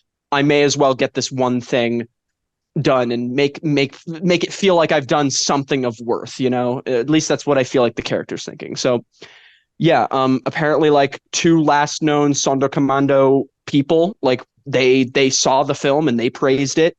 It's entirely shot on this like the narrow field of vision is like 45 millimeter, like a portrait like narrow field of vision. I'm kind of going off of IMDb trivia at this point, but yeah, really love it. Would highly recommend if you haven't seen it already. I've talked about this film to death with both my friends and also here, so I'm gonna stop. But it really is just one of those movies. You just got to see it, and I love it. It enforces my own criticisms with other movies like it. It's a movie that tells me that I am valid in thinking this way, because this to me is how you do this kind of film. And when other films fuck that up, I feel more reinforced because I know what it looks like when, to me, it's done right. You know what I mean? So yeah, that's my number 2. I Yeah, love Son of Saul. I don't know what else to add. Yeah. I agree with everything Cynic said. It's funny because I mentioned Funny Games earlier, and with Funny Games, it's about, or with any Mikhail Haneke film, they feel so disturbing because it's about what you don't see off to the side, like what's not being presented on screen. And the fact that you yourself can just imagine, or left to imagine, what's happening off to the side of the um, of what we're not seeing, that honestly makes it more effective than just showing it and, like Cynic said, making a spectacle of it. And yeah, that's all I have to add. I still gotta see it. I'm ashamedly haven't. Damn. Nah, don't be ashamed, bro. I get it. It's one of those that kind of flew under the radar. Sorry. I'm sorry. No, I'm sorry. I'm choosing the worst times to talk. The two things that I can really say that I love about Son of Saul is the way it's shot. Like Cynic already described it perfectly. It's like I remember like a lot of like just tracking shots and like shots of like of being like behind or of Saul and like where he's moving, and it's a really interesting lens of how to view such a environment in this tragedy. And there's just a lot of sequences that are very ingrained in my head of being like really disturbing and really like immersive to this environment. Like I said, it's really a one of a kind of movie. Yeah, there's a lot of walking in it too, you know. There is a lot of walking. There is a lot of walking. You stole my thought. I'm one sorry. thing I had to say. I saw the opening. I had to. It was It's great. okay. Some might say it's like a Your video movie. game. It's like oh, that's coming later. That's coming after. It's like BioShock, right? This was Yeah, it's BioShock. It's like Death Stranding. The first Strand type movie. You said that's your favorite movie of 2015. Am I to believe The Revenant, after all we've been through, is not number one? I honestly might not be. Yeah, no, I think Are you this saying this The Force overtakes it. Awakens is worse than this movie? I didn't know you felt I mean, that way, hey, Cynic. first of all, it pains me to admit, but yes, The Force Awakens is not as good as Son of Saul. Damn. Hey, Yeah. never mind. I don't want to go down J.J. Abrams rabbit hole either. It's somehow like such an exhilarating movie without being sensational, and that's something that I also think is really powerful because there's so many like Holocaust or just tragedy movies just try and sensationalize it, and I'm just like, no, you can be exhilarating without being sensational. You can be exhilarating and be engaging like this movie is without trying to just make sure it's easy to understand what the character's doing and why they're doing it. And it's pretty much impossible to lose my attention from there. Like all I care about is if the character is relatable, and this character very much is relatable. That kind of, the way you describe it makes me think of like a Christian Munja movie where it's kind of, it's so subdued in its presentation, and it's not beating you over the head with any sort of tone it's trying to convey. It's just presented to you. Honestly, those are my favorite. It's pretty similar in a way. Yeah, definitely less. I'm just speaking. Yeah, like a lot of less wide shots. But sure, like with the long takes, and the coordination, like there's a lot going on in Son of Saul. And again, like part of what it makes me love it is that it's not trying to show off. That's just what enforces the world being so much more real and larger than what we will ever see, you know? Right. I'll get on it. I'll do it.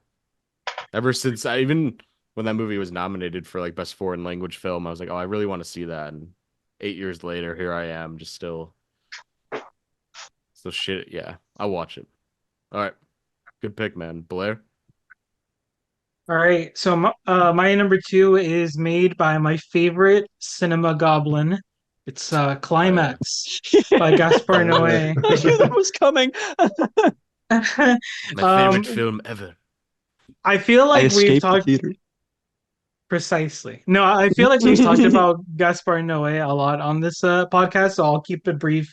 Everybody knows this movie is famous for having like a one shot, like a presentation of its like a one shot take.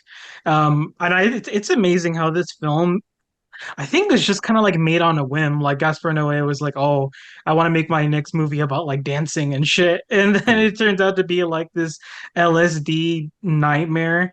And like this movie has like virtually no script. Like I said, it just kind of came together, and it turned out to be one of the best films of definitely of 2019 and even of like the 2010s. Everybody gives such an incredible performance, like such a huge cast of like almost all like non-big actors and actresses, and everybody's character just completely shines. And yeah, I just like I love the fact that this film is just like based on like a such a simple idea, but the kind of exploration of this like nightmare scenario can just be so expanded upon, and Gaspar Noé really does do that. It's a perfect kind of overview of like this complete hell scenario, and Yeah. obviously it's shot with like his trademark like neon lightings, and it's such a beautiful movie to look at. Like it's um probably one of the best looking films I've ever seen personally, and the soundtrack is fucking incredible. Yeah. Also Yeah. love the mid credit sequence. It's yeah, just Classic top tier film. Gaspar. Classic. Yeah. Great Yeah, movie. so that, Oh. Yeah. I love climax. I won't say much about the film because yeah, it has been talked about a ton, but I will share an experience.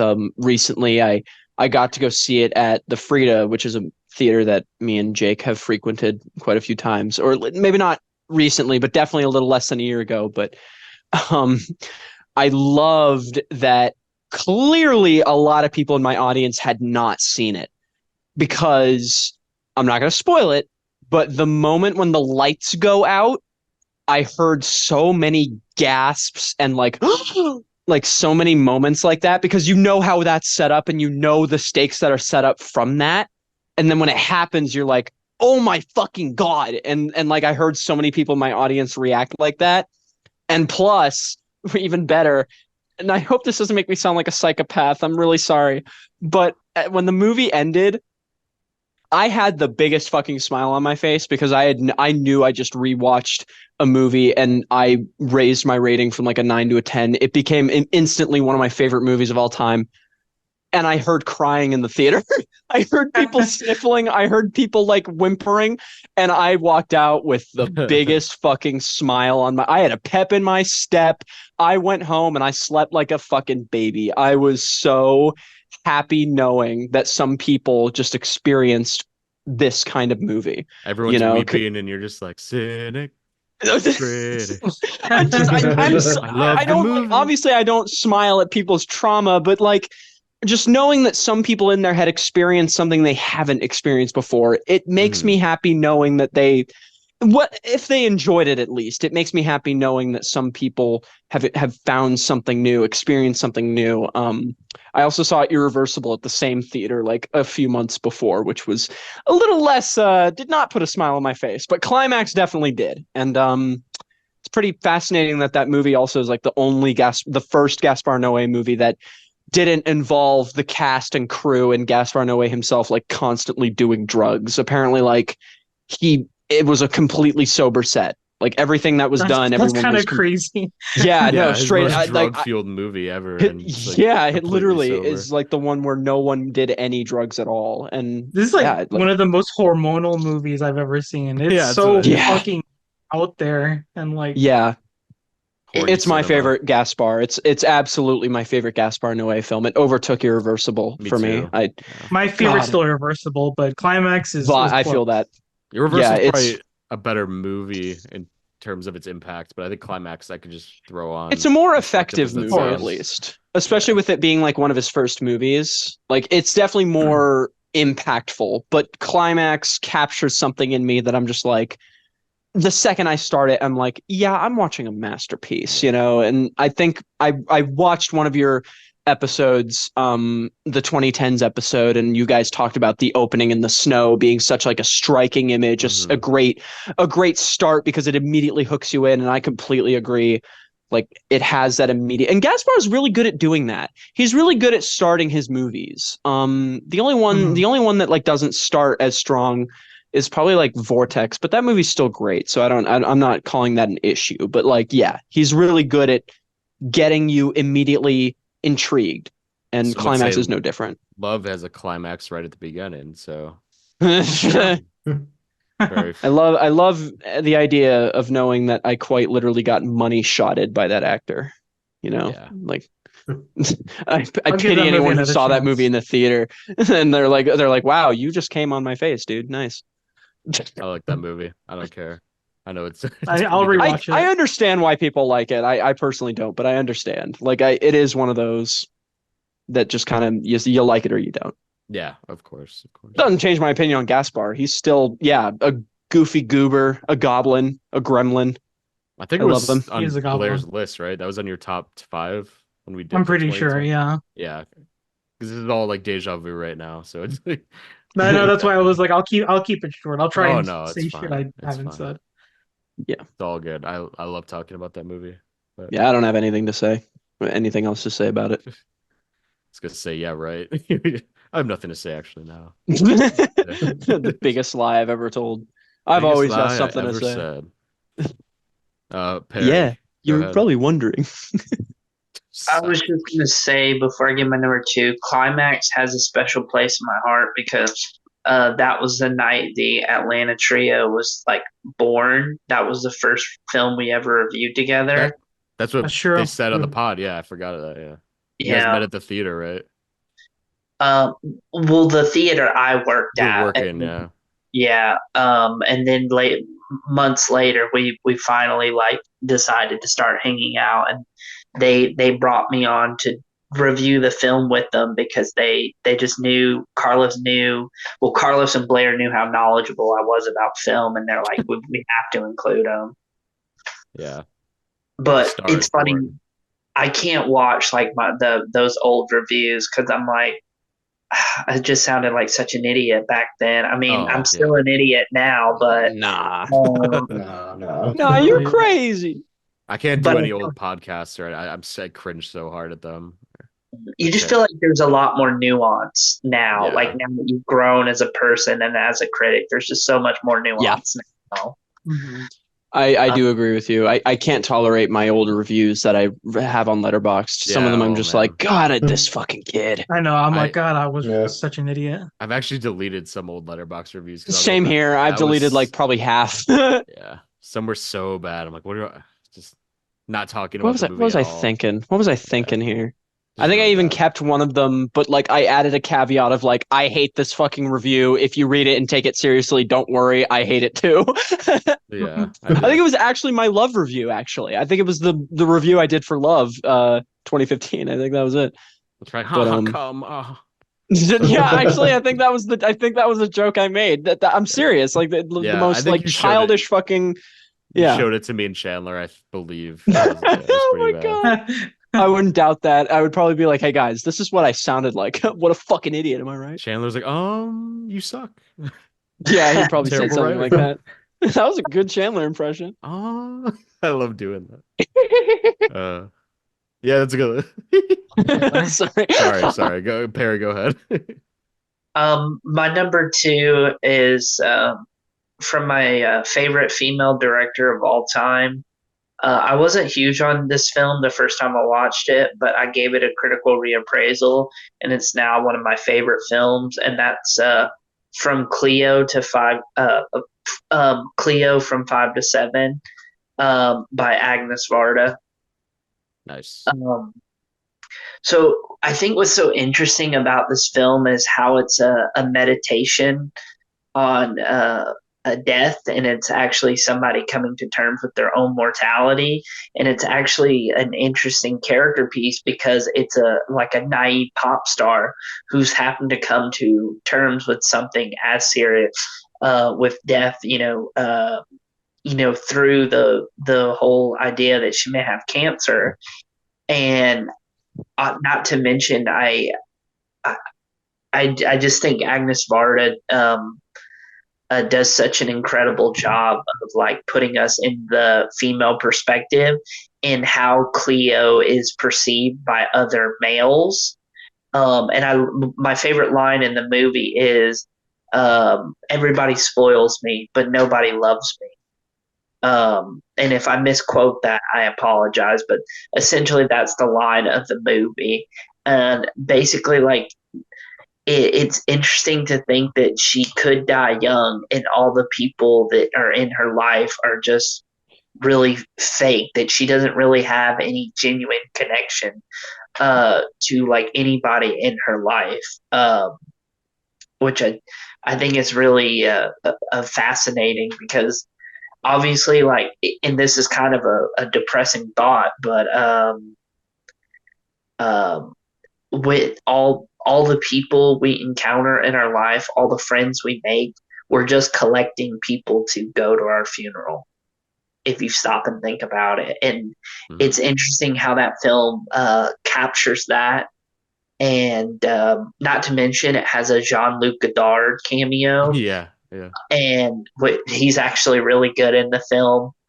Um, yeah, I just and it's crazy to like think that this is just 2 hours of a woman's life, that like so much is said just by looking at this character. I mean, at this person, specifically just for 2 hours out of their life. I just think it's a really amazing film. I think it's one of the greatest films ever made. And I honestly go back and forth between which Varda film I prefer. It's either this or Vagabond, which I also think Mm. is a masterpiece. I think gun to my head, I may pick Vagabond, but for Cleo from 5 to 7, shout out Eugenio because I know this is his favorite film of all time, and he was really pushing me to give it a critical reappraisal, and thankfully I did because it's perfect. Yes, it is. That was actually when I made my Sight and Sound, that was on my list for my personal site, best 10 films of all time. I think Nice. that's just the God, that everything you said. I mean, just like putting yourself in the feminine sort of world of just feeling depreciated and kind of just passed around in this contemporary 60s world. And Agnes Varda is just so, oh God, she finds the way to tell these really emotionally devastating character portraits and but have so much humanity injected into all of her movies. And just the way she shoots stuff is so like influential. She's the like she jump started like other female directors. I'm sure like Chantal Ackerman and all these amazing women like look up to her so deeply. So yeah, I agree. That movie's brilliant. I love that movie. It's great. I watched it like pretty early in like 2019. No, I think even 2018. And I didn't have anybody to talk about it with. I told Perry to watch it, and as he referred back, he didn't really like it at first, which was disheartening. But I'm glad he's come around to it and with the critical reappraisal. So good. Yeah. Great pick. I mean, that's like that arguably defines the all-in-one day movie because time is such a factor in the construction of the emotional sort of arc of her character and Yeah. like this kind of emotional sense of urgency that she has throughout the film. So like in terms of the topic, that's such a great pick for that also. Cool. Brendan, you want to go? Oh yeah. My second pick will be Night of the Living Dead, which we mentioned earlier when Perry brought up Texas Chainsaw Massacre. Um, what more can be said about it, of course, but I watched this actually as a child. Um, I was maybe in third or fourth grade, and I had a sleepover with some friends. And I don't know, it was like laying in the DVD bin. We put it on, and it really terrified me at a young age.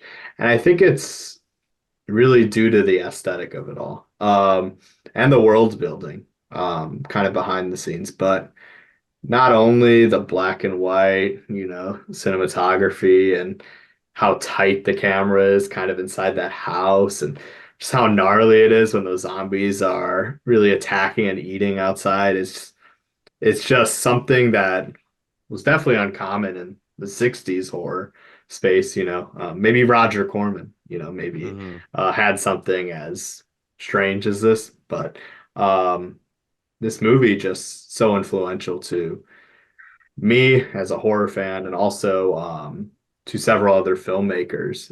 And it definitely spawned that zombie genre, you know, and even might have spawned that all in one day kind of paranoia. Kind of, we have to escape this situation. There's really no plot except to escape this scenario. Um, but I think what I really do love about it is especially that world building, the radios and the TV. You kind of are figuring out like, is this a government conspiracy? Because they talk about the planes flying over, and I forget what they were exactly doing or clearing the air. Um, I really enjoy the character work too, which is another trait of these one day films. You have the strong protagonist, Ben. He really won't take shit from anyone. He's really active in the scenario. Then there's also Harry Cooper, who's kind of the opposite of him. He's kind of the one like, hey, let's stay inside the house. I don't want to go outside. My family's at risk. Let's hunker down. Let's not do anything about it. And I think that plays with our own emotions if we were within this kind of scenario. It's like you could either be like Harry, hey, no, we're boarding up a place, we're staying here no matter what. I don't take the chance of going outside. But you could also be the Ben in this situation and kind of be the one that's like willed to, hey, I'm gonna go get the key from the for the gas pump, or I'm gonna fight my way out. I have to get out of here. And I think that's what's really interesting. And also Barbara, I mean, she lost her brother at the beginning of the movie, and she's kind of in this state of shock and anxiety, and she's just frozen. She's almost like zombie-like, in some way, but more internally. And I think that's what's interesting. It's like you have three archetypes that basically are the three people that you might be in this situation, and they're all at play um, phenomenally in the movie. George Romero, love him as a director, and yeah, I think there's so many intense, great scenes in it. The gas refuel with that explosion, um, of course, that shocking ending that definitely relates to the themes of the time. Um, really, really disturbing and cold, even for the 60s. I mean, wow. And that scene with that little girl in the basement still haunts me. Oh, yeah. Anytime that she starts to get up, and I think she has that is it like a big scissor or something? I don't remember off the, or is it just a knife? Mm. Um, A but when trout. she start, what was it, Barry? It's a trout, a gardening trout. Oh, it's a gardening trap. Okay. Um, and she gets up with that and starts approaching the wife who's like knocked out on that table. So disturbing and so cold. The camera's kind of tilted a little bit, kind of off kilter. But yeah, it's ingrained in my memory, and not only because I saw it as a child, but because of how much it holds up as an adult. Um, I think that's another one of those like it inspires you to want to write something or do something. They did it on a shoestring budget, and yeah. I don't know if anyone else has something to say about Night of the Living Dead, but if you want, Mm. I'll open it up. I'm honestly glad to hear you bring up Night of the Living Dead. Because when I hear a lot of people in the horror community just kind of dismiss it as like just really slow and boring, saying it's overrated. And it's like I never really met anybody who truly appreciated Night of the Living Dead until I met Blaire. And I'm like, finally All right. somebody. No, yeah, I remember I didn't watch it growing up. I just kind of threw it on one day. I think like it was like in October of like whatever of recent years, and I was surprised how great it holds up. It's a pretty inspiring movie, like you said, just from the fact that um, I don't want to like, I don't know if like it was the first horror movie to like star, um, like a black person in a role who's not just there because he's black, but just because he was the best actor for the performance, and he obviously knocks it out of the park. And the ending Mhm. is so fucking. It's such a. I don't want to spoil it, obviously, but it's a gut punch kind of ending that you don't really see coming. At least I didn't see it coming. And honestly, even just the horror aspects are really great. I mean, they don't like scare me or like disturb me, but they are really effective. I think just the imagery and the lighting, like I think the lighting is very important in that movie for the black and uh white look to it. It's yeah, I think it definitely deserves a place in not only horror history but movie history. I think it's a legitimately fantastic movie. Agreed. Love it to death. It definitely like it's crazy how it was pretty much that movie and then boom, look at where we are with zombie movies. It's absolutely fucking insane just how many people know of the zombie genre, and it pretty much is just kind of all traceable back to this one movie. And I don't really have anything to say that isn't just a retread of what other people have said, but I will say one of the real on-set stories is that obviously George A. Romero claims he wasn't very knowing of what he was doing with the whole racial commentary, but I mean, the actor, what was it? Ben Dwayne, is that his name? I genuinely forget. Dwayne But Jones, I think. What? Oh, Ben is his name in the movie. I'm Ben's sorry. Yeah. Um, but yeah, he apparently like going home or going home from offset. Apparently, one time, like there were kids or people in a pickup truck that tailed him brandishing a tire iron at him. Hmm. Like, Damn. I can't imagine. Obviously, maybe Dwayne just kept that to himself and didn't tell George. But like, I imagine if you hear that kind of story, you immediately clue into what you're doing, especially because like at the time, at the height of the civil rights movement, it's pretty insane that this movie really did just like happen to get made at that time. I mean, imagine if it was made in the South, it would have probably been rejected because obviously they wouldn't have wanted an African American lead and like at the front of the movie. It's just it's a very interesting piece of film history that I'm so glad exists and has much more of an effect on cinema as a whole than it does on horror cinema alone. Agreed. Obviously very much on both sides. I do personally prefer Dawn of the Dead. I know that's not really a new take. I know that's kind of like what most people think, but still love it. Love Night of the Living Dead very much. Great movie. Yeah, And me Oh, you, too. oh, sorry, go ahead. oh no, Perry. No, Perry, you go first. And you have to think that the film came out in 68. This was only 1 year removed from In the Heat of the Night, which in itself was controversial because, like we said, like whenever there was black actors in a movie, they were always like just subservient to white people, or Mm. they're just if they were in a movie, they if they were in a zombie movie, they were one of the zombies, and it was always tied to like voodoo or religion.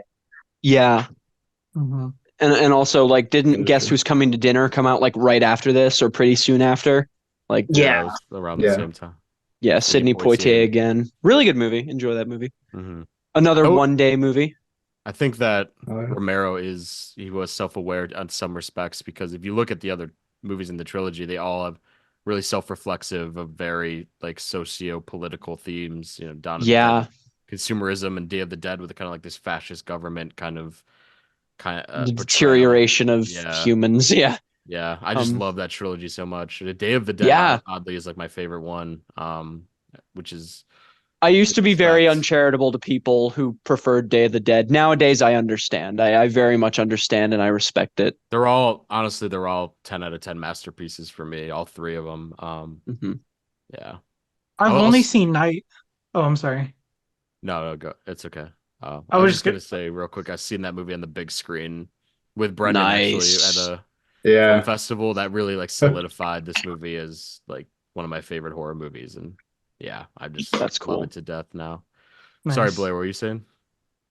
No, sorry, I was gonna say is that I've only seen Night, and but I'm really dying to see Romero's Dawn. I don't know the name of the third one. I'm sorry. Day of the I'm Dead. not yeah. Yeah.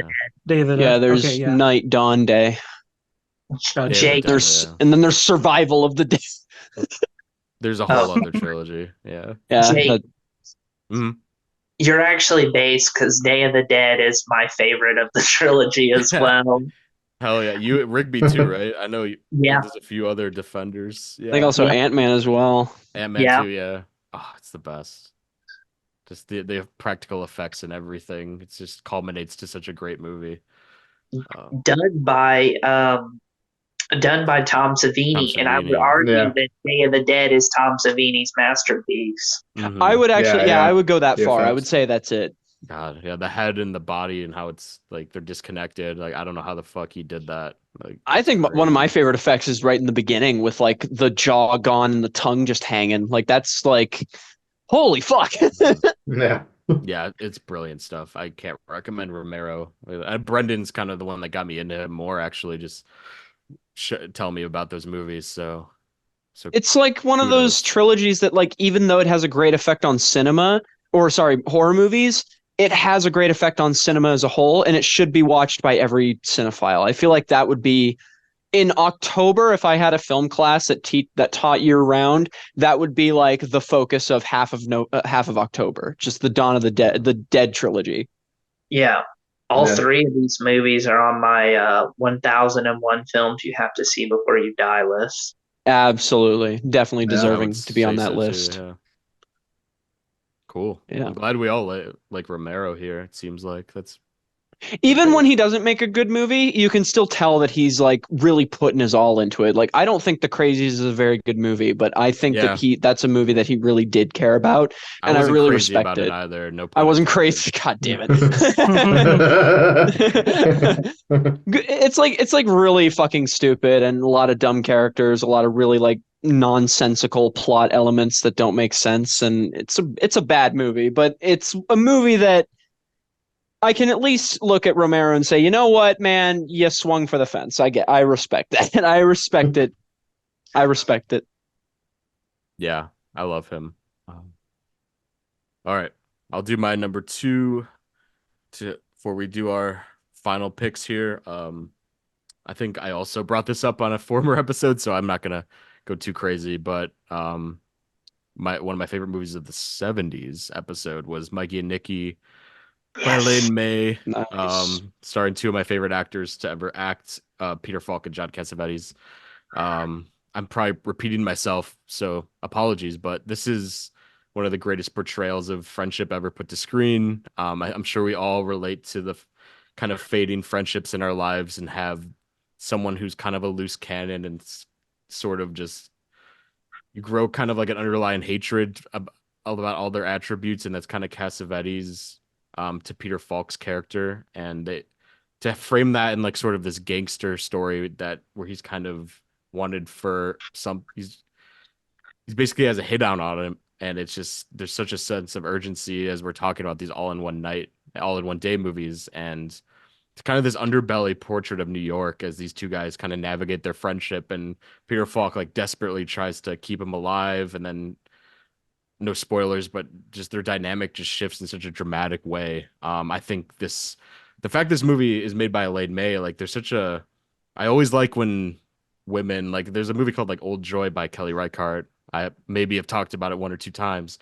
Um, I think women's perspective on male friendships is really profound because they look at it from a very objective point of view and just kind of notice things that men wouldn't normally notice when they're crafting their own stories because they have too much pride, in my opinion. And these movies have a very honest look at male friendships.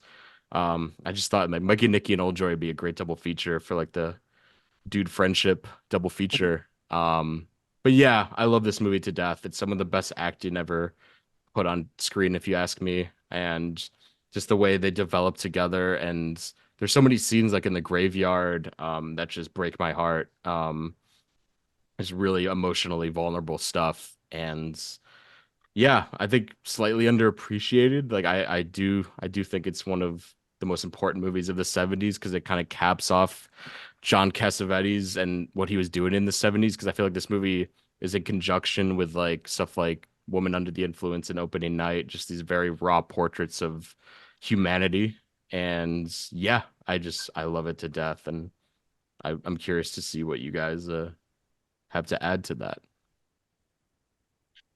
Pretty much grit in its finest form, to me at Yeah. least. It was gritty. Oh God, not the gritty descriptor. I feel like it's such an overused descriptor for films. It is. It's It so is. gritty. And yeah, no, it is. And I try not to use it very often, but this is one of those movies that I would definitely assign the term gritty. Like it is very much cut your teeth, like really like down in the dirt in the trenches, like take your camera outside and just fucking film in a bar kind of movie. And it really I rewatched half of it today because I knew you were going to bring it, so I wanted to be prepared because cool. I haven't seen it in so long, but I still really love it. It does have this profound atmosphere. I love movies that take place in New York in one day. Movies like After Hours, The Good Time. Love those movies. And this one is just another one. I don't know if this is actually New York. This probably isn't New York, but It is New York. it is? I'm pretty Okay. Sorry. positive. I had a weird thought that it might have been like Philadelphia or something. Yeah, keep going. I could fact check it real quick. I'm pretty positive though. It's it just man, I don't really know what else to say. I mean, Cassavetes delivers probably my favorite performance from him is this really manic, paranoid person, chain smoking, beer drinking, like just like constantly a dick to everybody. Like he's such a bastard, and you kind of hate him, but you also kind of don't want him to die because he's kind of hard not to like get attached to in a way. Maybe not like him, but definitely like get attached. And also, what was Ned Beatty as the the guy who's like following them. Yeah, I fucking love his character too. His performance and is so crazy because he's like he's so like deeply annoyed by everything, and he's kind of like jaded. Everything to him is like an inconvenience. It's really funny. It's so and funny. Also, the guy who played Grotti in The Office played the bus driver in this movie, or am I thinking of someone else? Yeah. The guy, like one of his first roles. With clams guy, yeah. Exactly. I send it back. Send it back. He's also the guy who like told the Goodfellas the job or something. Like he's like, I work at the airport. There's this one score. Yeah. Yeah. A lot of memorable characters too. Like there's that bus driver. There's also the I don't remember if she was a prostitute or something, but there was like this woman that they visited. Even like Peter Falk's wife is very memorable in the film. Like very distinct character work in the film that I will definitely finish it soon. I now that I've watched half of it, what I'm gonna do is I'm gonna put it on my short list, and when I get back to it, I'm gonna just start it over and just do a full on watch. Because it was it used to be like a 10 out of 10 for me. I think now it's more like a strong 9, but it's still great. You don't get more intense than something like this sometimes. Gritty. Yeah. Gritty. This movie do be hitting the grit. Kill me. I'm not going to finish Rudolph Haas hit the gritty. Rudolph Haas That's hit my favorite part of Zone of Interest. Me and Jake were like imitating that after seeing it together. Fortnite dance. I can't believe it. I said griddle at first because I thought that's what it was. That was like one of my favorite moments. I wasn't even like not even like making fun of you. I just think it's so wholesome, like the griddle. Yo, Rudolph Haas, the guy he from hit the Fortnite. griddle. Yeah, the guy from Fortnite. Yeah, that's insane. A Zone of Interest skin. I don't know about this A24. Sorry. I was just gonna say, I think the film that this is most influenced by is, and I'm not huge on this film myself, which I know is probably a hot take, but Mean Streets by Martin Scorsese. Mm-hmm. Yeah, I think that movie's just decent, pretty good. The dynamic is very similar though to Peter Falk and John Cassavetes. Yeah. If you want Mean Streets but better, I recommend I Vitellone by Federico Fellini. I recommend As Tears Go By Wong Kar-wai, and I recommend Mikey and Nikki. Those are the 3 films that it's like if Mean Streets didn't do it for you, watch those. What was the one by what was the first one? The Italian one? I can't remember. The Fellini one. I haven't seen that yet. I want to. Okay. It's great. It's Mean Streets before there was Mean Streets. It was Mean Streets before they were mean. That makes sense. I mean, Scorsese was probably obsessed with Fellini before he started making movies, so that adds up. Is it directed by Fellini? Yeah. Okay. All right. I just want to make sure I have it added to my watch list. I want to remember It's it. in the essential Fellini box set for those of you who do have it. Okay. I want that. I want it. I have the box set. I want that box set. Yeah, me too. That's a pretty insane box set. Like that was one of the crazier ones. I It's still think literally shaped like a fucking pizza box. It's like, It's a they knew what they were pie. doing. that's a little motivated right there. I like my Fellini with sausage and peppers on it personally. My- Oh man. I also really like the Godzilla box set. Sorry, I just wanted to get that out there. yeah, you should be. In the words of Chandler. Of course. I should be. On that Number note, one. Xander, sorry. what's your number one Billy Wood song before we do Oh, I am personally a fan of Neighborly, Blocked Okay. Call. There you go. It's a great pick. actually at this point I think it might be FaceTime off of Maps. I love Samuel Herring on the feature. Like I love sorry. Hey, if we want to do a top, like I would totally do a Billy I Woods think pod. Neighborly That'd be so actually dope. is my favorite Billy Woods Neighborly's up songs right there now. with I'm like obsessed How with many people SpongeBob. who maybe even like the people who do know what we're talking about, like do they get it? Like I Like, they don't think give a shit. This is only for Chandler. this is literally only for Yeah. Chandler. Anyone else out there like Shout Billy out Wood. I actually like have muted myself a couple times and like put on music just to like just keep myself grounded, and at one point Neighborly did come on and I put on my Billy Woods playlist. Of course. I'm not surprised. Fucking But yeah, hey, go. I love William Woodland. William Woodley, Woodley. my favorite. Yeah, go ahead. Oh, are we doing our last one? Yeah. Okay, Number one. well, I'm gonna pick one that is kind of an obvious one, and it kind of contradicts why I didn't put Taste of Cherry on this list, but my reasons are it's my list. I'm picking Stalker by Andrei Tarkovsky, A all in one day. Bethesda movie, right? Exactly, the Fallout 3 movie, for real. Just like a Bethesda game, it's long, meandering, and doesn't have a lot going on. I'm kidding. I love Stalker. One of my top 10 favorite movies. I actually ended up watching this pretty early in high school. Not early in high school. I meant early in my like film watching like days. When I was like getting all the big ones out of the way. It was one of the first ones I watched when I was a senior in high school, and I didn't love it, of course, like most people who don't know what they're getting into with this movie.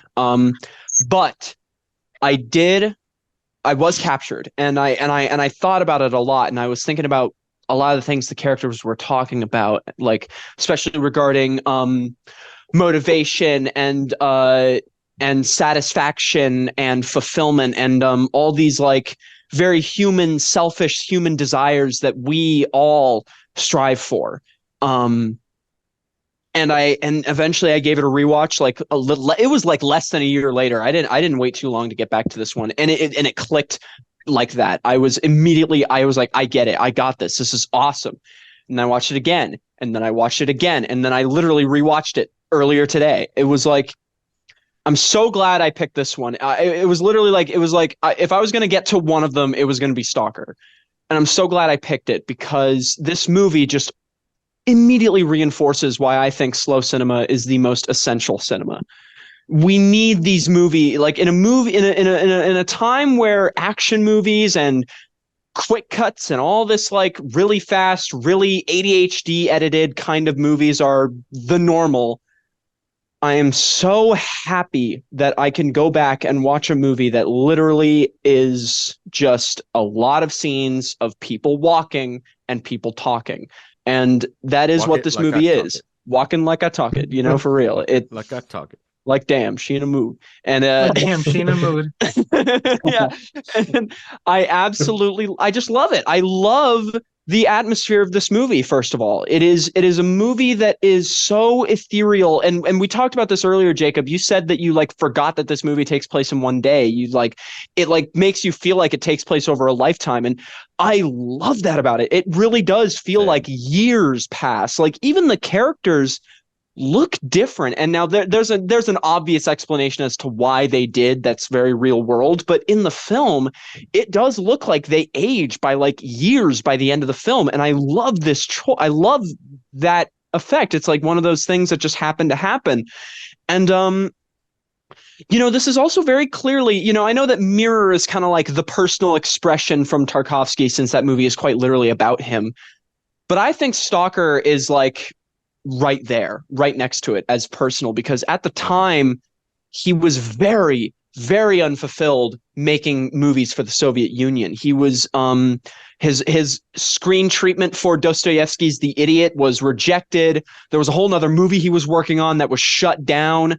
Like he was completely infuriated working with the Russians or working with the Soviet Union on it in their cinema, in their in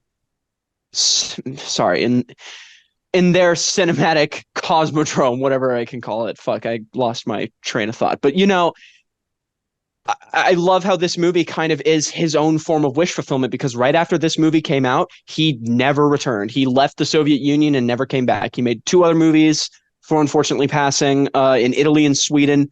He never went back because this movie, not only was it incredibly difficult to get this movie made, I think we all kind of know the story of just how fucking crazy this set was, but also just like, yeah, the Soviet government did not have faith in him, and he was very much aware and very in hatred of that, because obviously at this point he had made Solaris, he had made Mirror, these movies that were pretty successful by his standards. And another thing I really love about this movie is that, unlike Solaris, which is kind of like a full submerging into the sci-fi genre, this movie is kind of like dipping your toes in, but somehow it feels even more sci-fi than Solaris does in ways.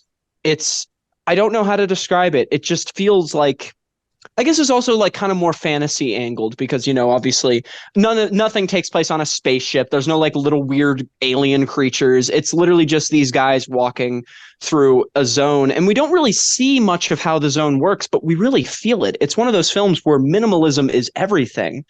You do get this vibe that where they are just isn't human. It isn't of Earth. It is a place that we don't understand, is unsafe. And I love how the real world, or what we live in, is all sepia tone. It's shown in this very like drained, gross, kind of like toilet bowl color, whereas with the zone, it's like green, it's lush, it's beautiful. And I love these great like sound design choices they make with like the way when characters walk around, like you hear their boots or their shoes like tapping along, and it feels weird. It sounds wrong. It sounds off, but it kind of feels right in this place. And also with like the howling of whatever's out there in the zone skulking around, like when they first enter. I also want to add like the music. I don't remember who did the music, and if I did remember, I guarantee you I can't pronounce their name, so I'm not going to try. But the music is so memorable. It's one of my favorite themes ever. I think we've seen this movie enough times where we can immediately picture it. Like, am I right about that? Like, we can picture the theme.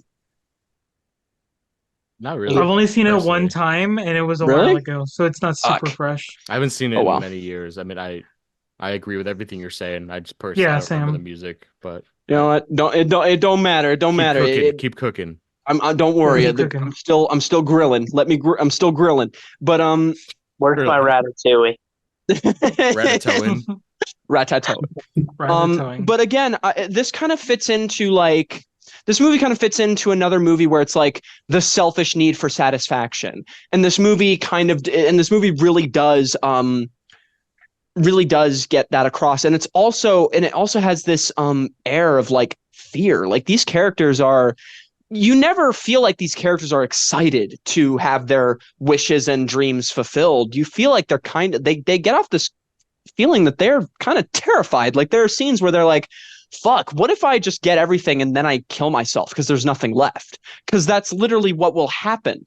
There's no such thing as complete satisfaction without madness. And I mentioned in the review I wrote on Letterboxd is that man will never be satisfied. And this movie is kind of about that, how man can drive to fulfill every kind of desire they want to fulfill. They will never succeed. It will never come to fruition because after that, what's left? And this movie is kind of about these characters just simply contemplating that and sitting with that throughout this journey. And I feel like that slow, meandering, just very intentionally slow style that this film is going for is indicative of that. You need to sit with that. You need to sit with the idea of what happens after everything is fulfilled. And, you know, obviously, obviously there are going to be naysayers who genuinely say, no, like, I bet I won't go like completely crazy. They're fucking lying. They are fucking lying. You will go mad. You will go mad and you will likely kill yourself. Like it is what this film is trying to tell you without telling you exactly that. You just hear the story of this porcupine individual who is mentioned a few times, and you know, it's told that he killed himself because for reasons that are related to this zone, to the room. And I also just love how it culminates, you know, the set design, even though what they didn't really shoot on any sets, they just went to this really abandoned area of Estonia and they just kind of shot there. But like, I love the way they use the environment, how kind of how much of a character the zone is itself. I love that room with all the sand dunes that's right outside the room. That's such an insane set to me. Like one of my favorite sets of all time. I absolutely love it. And like every trap inside the zone has its own like interpretation, like the grinder, and the tunnel that changes, and like the tunnel that changes directions or something. Like there's genuine like thematic purpose to each trap and that we are heard. And also I love how this film kind of has some very real world consequences in a way where apparently like with Chernobyl, which by the way, this was made before Chernobyl happened, which is kind of eerie. But the people that take tourists illegally into that zone of Chernobyl call themselves stalkers. This is a very real like thing apparently, and this movie is just it's impossible to unravel. I can talk about it for hours, and I will never feel satisfied, which by the way feels purposeful. I don't feel like I can ever be satisfied while talking about this movie, because after that, what's left? I don't. It's kind of like one of those movies that enforces my own feelings towards life. Like I don't want all my wishes, all my desires to come true. I don't want it like that, because then I won't have anything left to aspire to or to want or to engage with, right? And yeah, I don't think we could ever fully deconstruct this movie. I think we could only just really marvel at just what an achievement it is, both atmospherically, visually, thematically. I also got to see it in the theater at the Frida. That was an insanely great experience, especially after a whole day of being fucking stuck in a courthouse for jury duty, which I got out of, thank God. But yeah, it was really crazy interesting. Seeing this movie grow on me over time, and how this movie just has this beauty that just will never feel completely human, but that's kind of what makes it beautiful. So yeah, I'm sure I'll have more to say if you guys share your thoughts and I'm able to bounce off of them a little bit, but that's kind of what I want to say to kick off. It's my favorite Tarkovsky for sure. Well, Cynic, with that rationality, you should never meet me in person. It'll drive you to complete madness. It's madness I'd go. It's madness I'd be driven into by you, Honey Bear. I'd love it.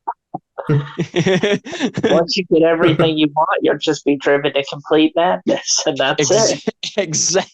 What do you have so more to look forward to after that? I don't know, man. I'll figure it out, and if I check out, so be it. then that's how it goes. Can we? Stalker is probably. I'm sorry. Oh, sorry. You can go. Uh, I was just saying, can we agree this is Woody Harrelson's best performance? I was gonna say that too. I was gonna make Fuck. that joke. But, it's his magnum opus for sure.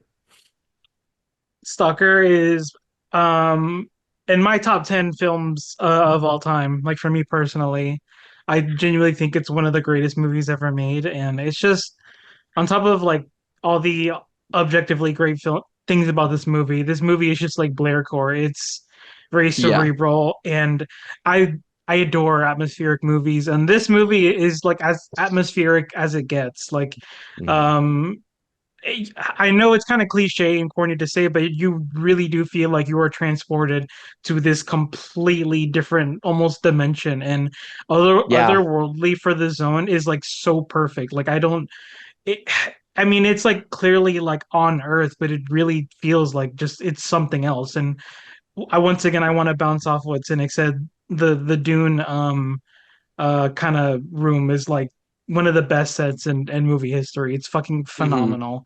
And like one of my favorite scenes, probably my favorite scene of the movie is just a scene, a very long scene where all the characters are sitting down Oh, yes. with their backs turned to each other and you Yeah. just hear the fucking the water droplets like coming down. It's such a beautiful little scene. Yeah.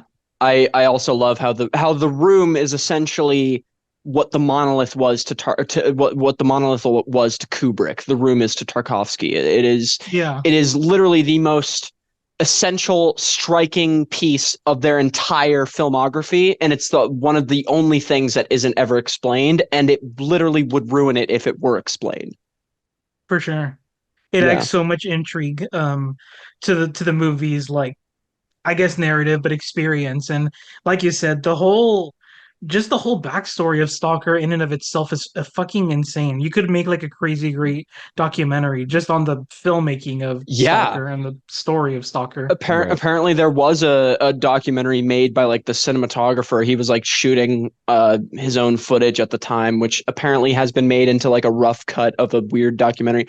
I don't know. I haven't seen it. I would like to, but I don't know where it is. Yeah, I'd There's a love to really see great that. movie. Sorry, go ahead. No, I was just saying that sounds crazy. That sounds really cool.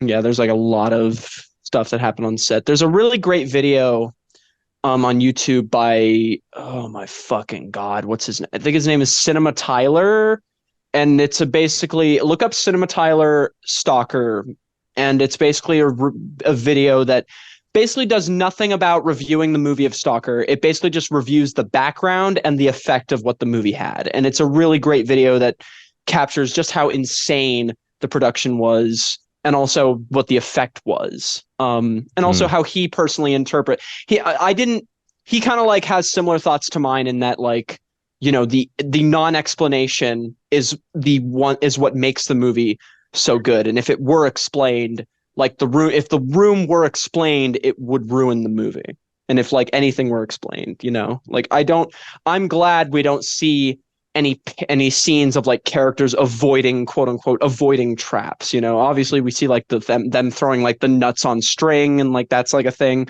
but I'm glad we don't really see the traps in action aside from like one moment that's like kind of weird and somewhat ethereal. I'm just glad we don't see that, because it would straight up just ruin the experience. The not knowing is what makes it so good. Right. I like I what you agree. said too. I think it is his most science fiction-esque movie. Even like Solaris, they go to space. Yeah. But there's like this earthly quality to this movie that kind of reflects like Chernobyl and these kind of Hmm. dimensions also that are just really self-reflexive of the time also. And to me, that's like when sci-fi is its most poignant and effective. And yeah, like I admittedly I haven't seen this movie in many, many years, but I'm just so struck by his whole approach to really Yeah. complex allegories and everything, and this is kind of render that through these very just like it's like these movies are pure cinematic art.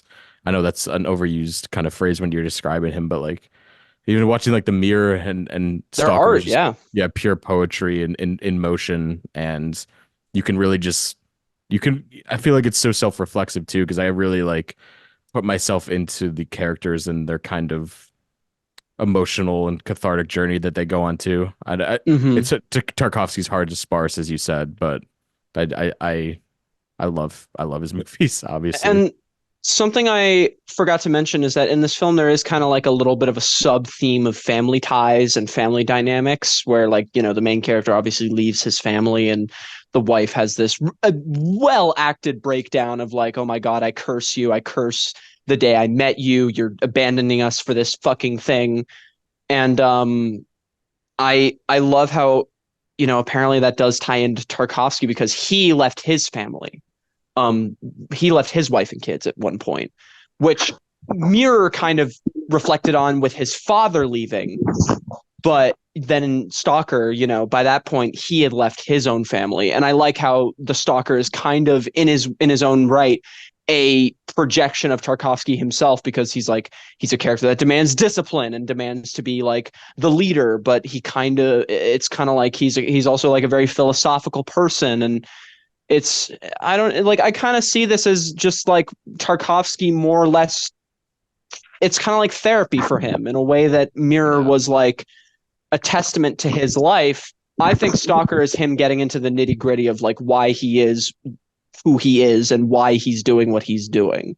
totally. I feel like Stalker in ways is even deeper than Mirror, but I know some people may disagree, but I still love Mirror. I think they're like one and two for me. I love Andrei Rublev. I've loved every Tarkovsky movie I've seen. And this like I just fuck I really every time I return to this movie, I'm immediately just reminded of why I love movies. And I love movies that do that. Like Kurosawa does that for me personally the most. Like whenever I rewatch Seven Samurai, immediately transported into this feel of like, yep, that's why I love movies. This movie. And then I watch Stalker. Yep, this movie. I watched 2001. Yep, this movie. It's literally just like there are like 10 movies that literally just reinforce why I love cinema and why I am the way I am. And if I were to make a movie, I'd want it to be as personal as that.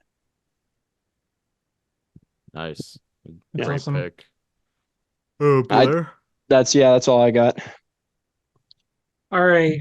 Um, my number one pick, a movie that I really love and deeply made me feel emotions.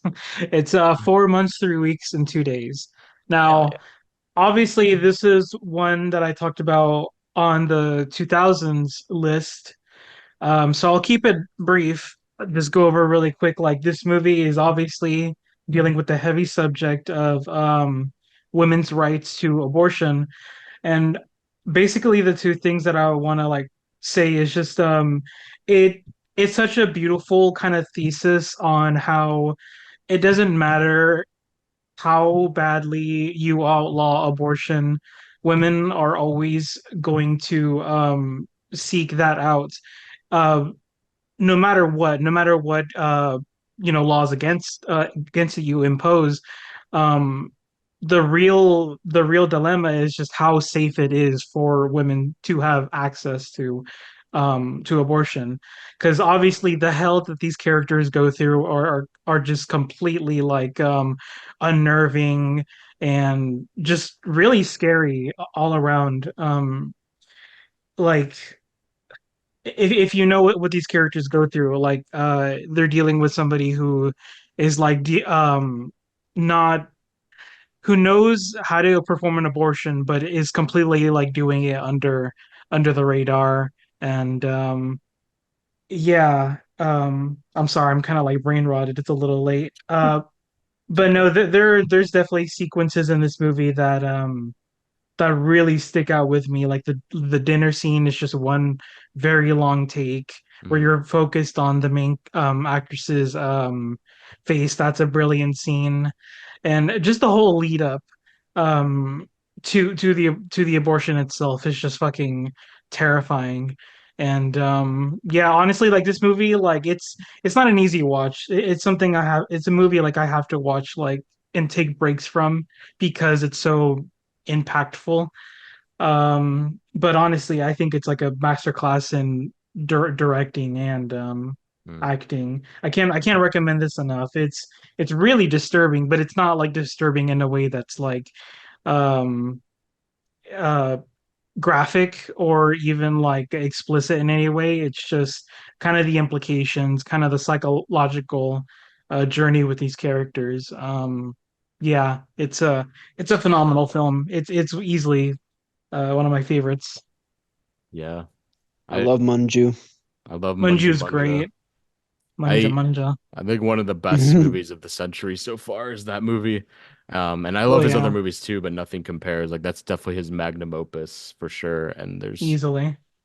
there's so much just inspiring filmmaking in that movie, as you said, like really unbroken takes and kind of camera movements that are so like narratively strong, but just get in the headspace of the emotional trauma that these characters are going through better than like most movies I can think of. It's like unbelievably good. And yeah, I everything you said is great. And yeah. And I was gonna say like with time construction too, because like there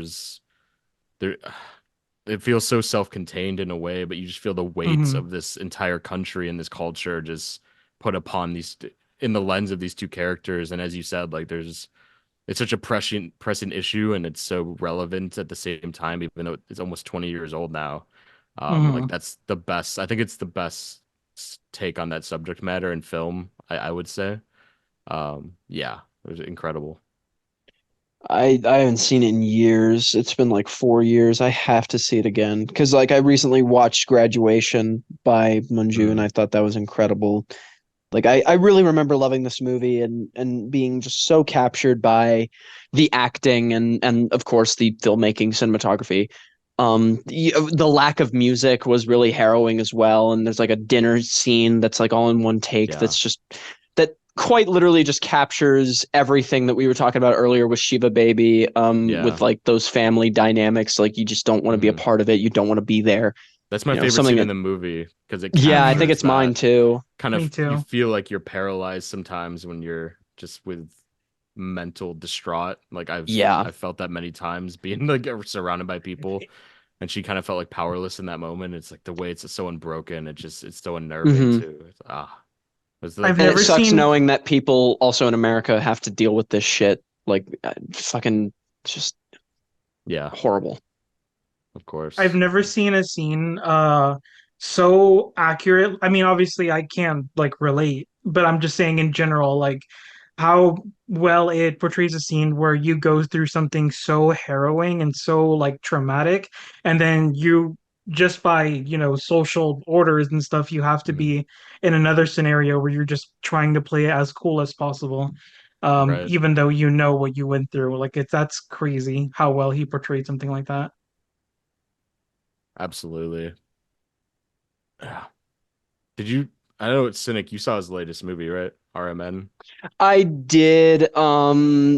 I feel that his best strengths are movies that are focused on one or two characters and like Yeah. focusing on struggles. Whereas RMN, there's a lot bigger cast, a lot bigger, a lot more motives, a lot more going on. Yeah. And I It's too don't feel like that vast in my movie, opinion. yeah, it Yeah. literally like it's trying to tackle so much. And I think a lot of it really does work. There's a lot of fantastic filmmaking. Obviously, it's Yeah. fucking Manju. I knew that I was going to get a pristinely crafted film, but man, the characters did not grab me in Yeah. that movie. You're And not watching really. Graduation was like a perfect reinforcement. I was like, yep, I'm perfectly Mhm. justified in thinking this. Even though I was mixed on that movie, there's moments that I'll never forget.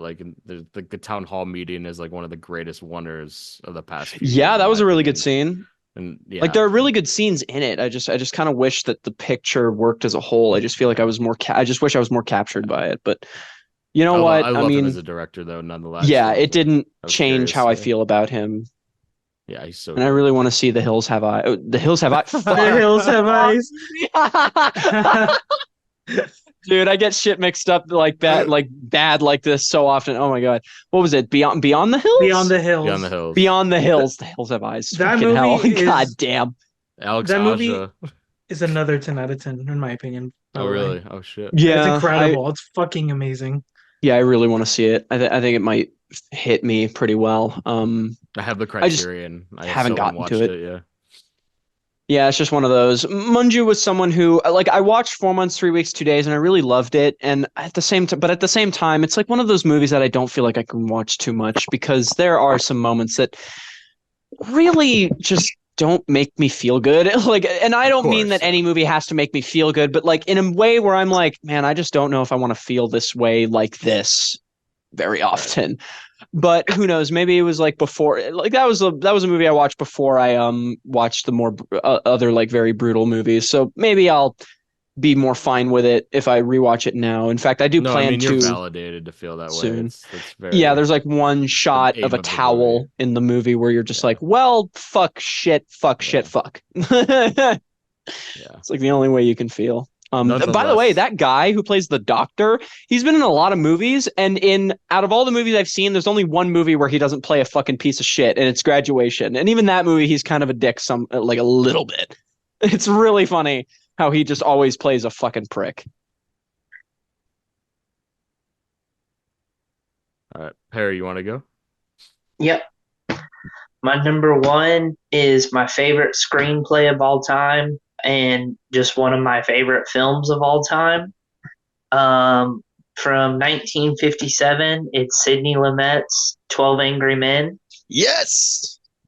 Um, like I said, it's literally my favorite screenplay of all time. I think it's one of the just one of the best films ever made in terms of writing, acting. It just completely fires on all cylinders. Um, I literally think this movie is I think it's another one of those perfect films.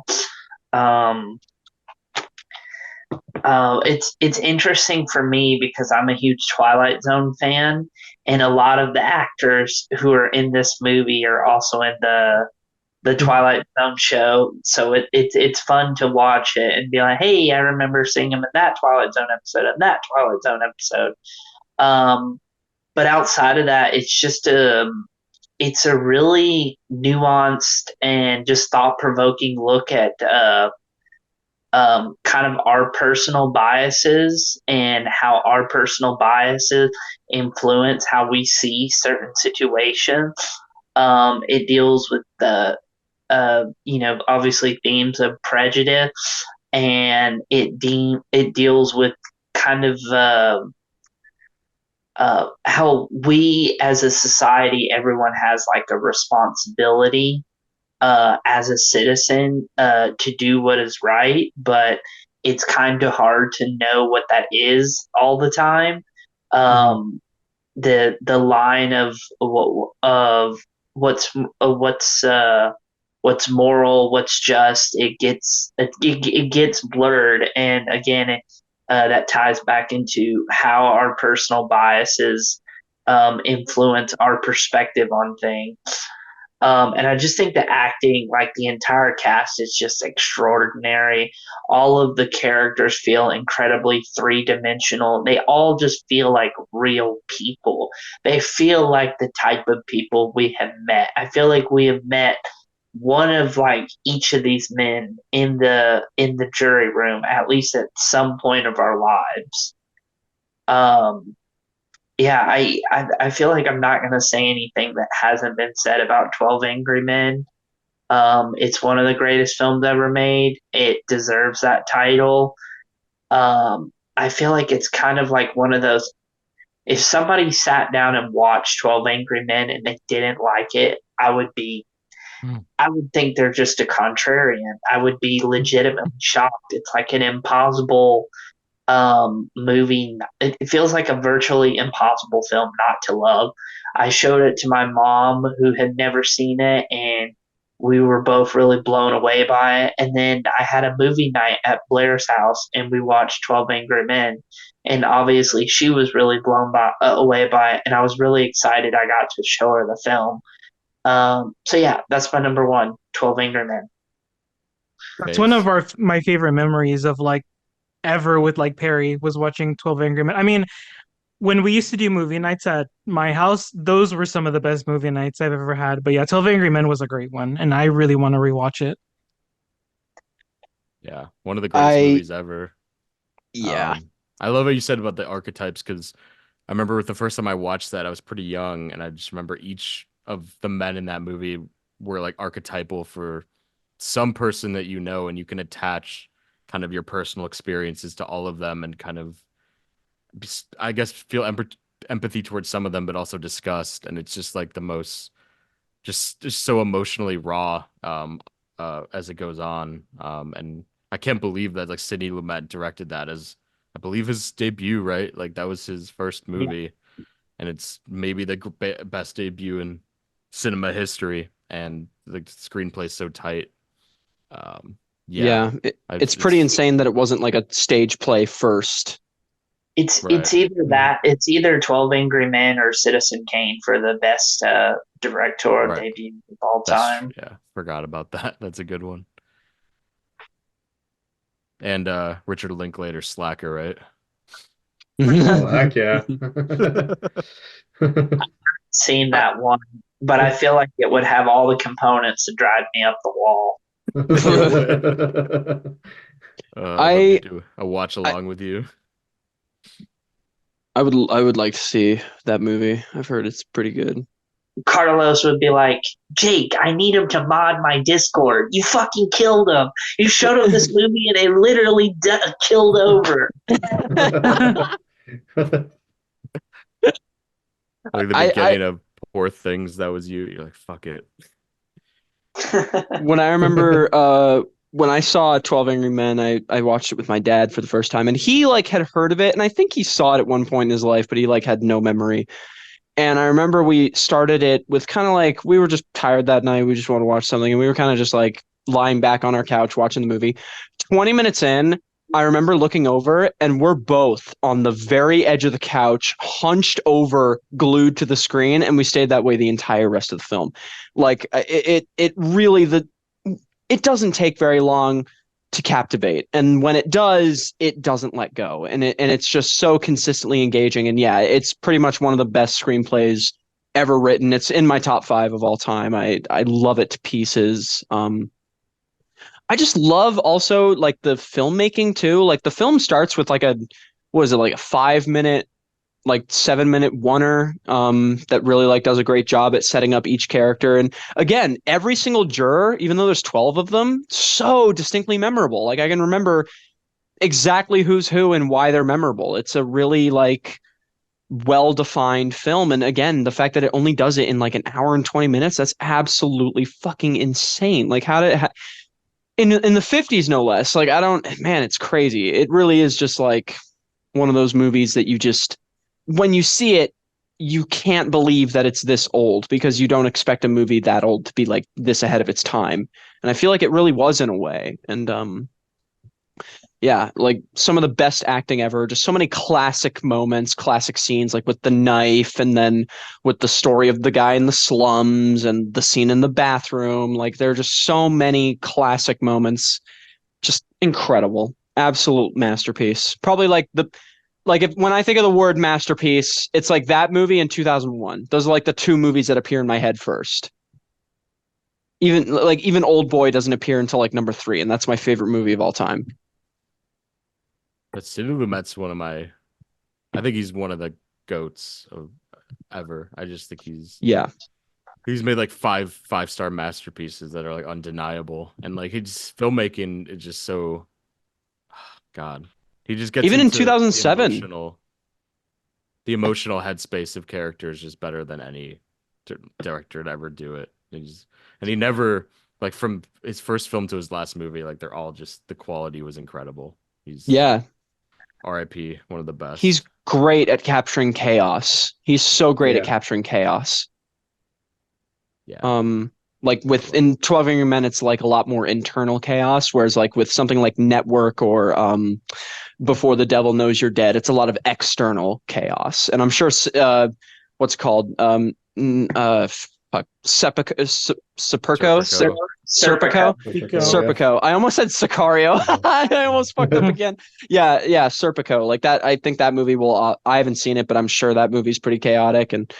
And another one-day movie that he directed, fucking Dog Day Afternoon. Yeah, that's like one of the craziest. So close to making it. I should have probably done it. I didn't even remember it was a one-day movie until we started the recording, and I felt I was like, Yeah. fuck, I already did my honorable mentions. I can't add it. So That's my I want favorite to Sidney give that Lumet movie, actually.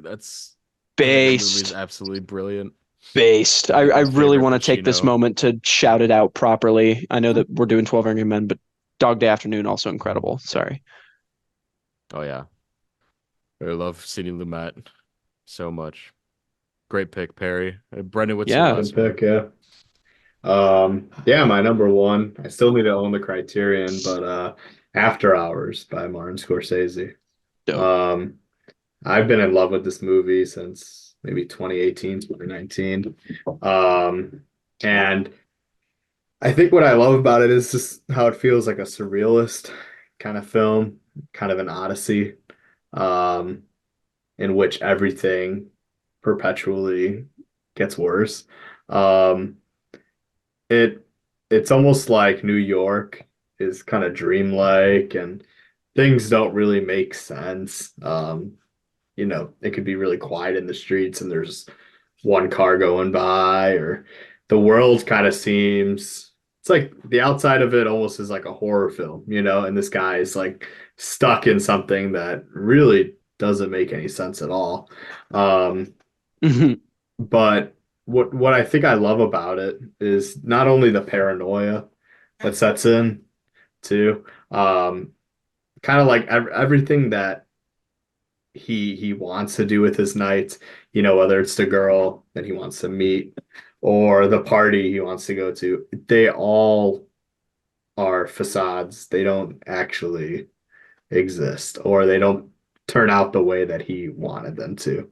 Um, yeah, it almost reminds me, and this may be a far-fetched idea, but like almost of one of those Hitchcockian movies like North by Northwest, or um the man who wait I might be the man who knew too much, kind of one of these movies where the protagonist is kind of thrown into something that they're not necessarily a part of, but they're the conspirator, and the Mhm. person that is being blamed for it in the moment.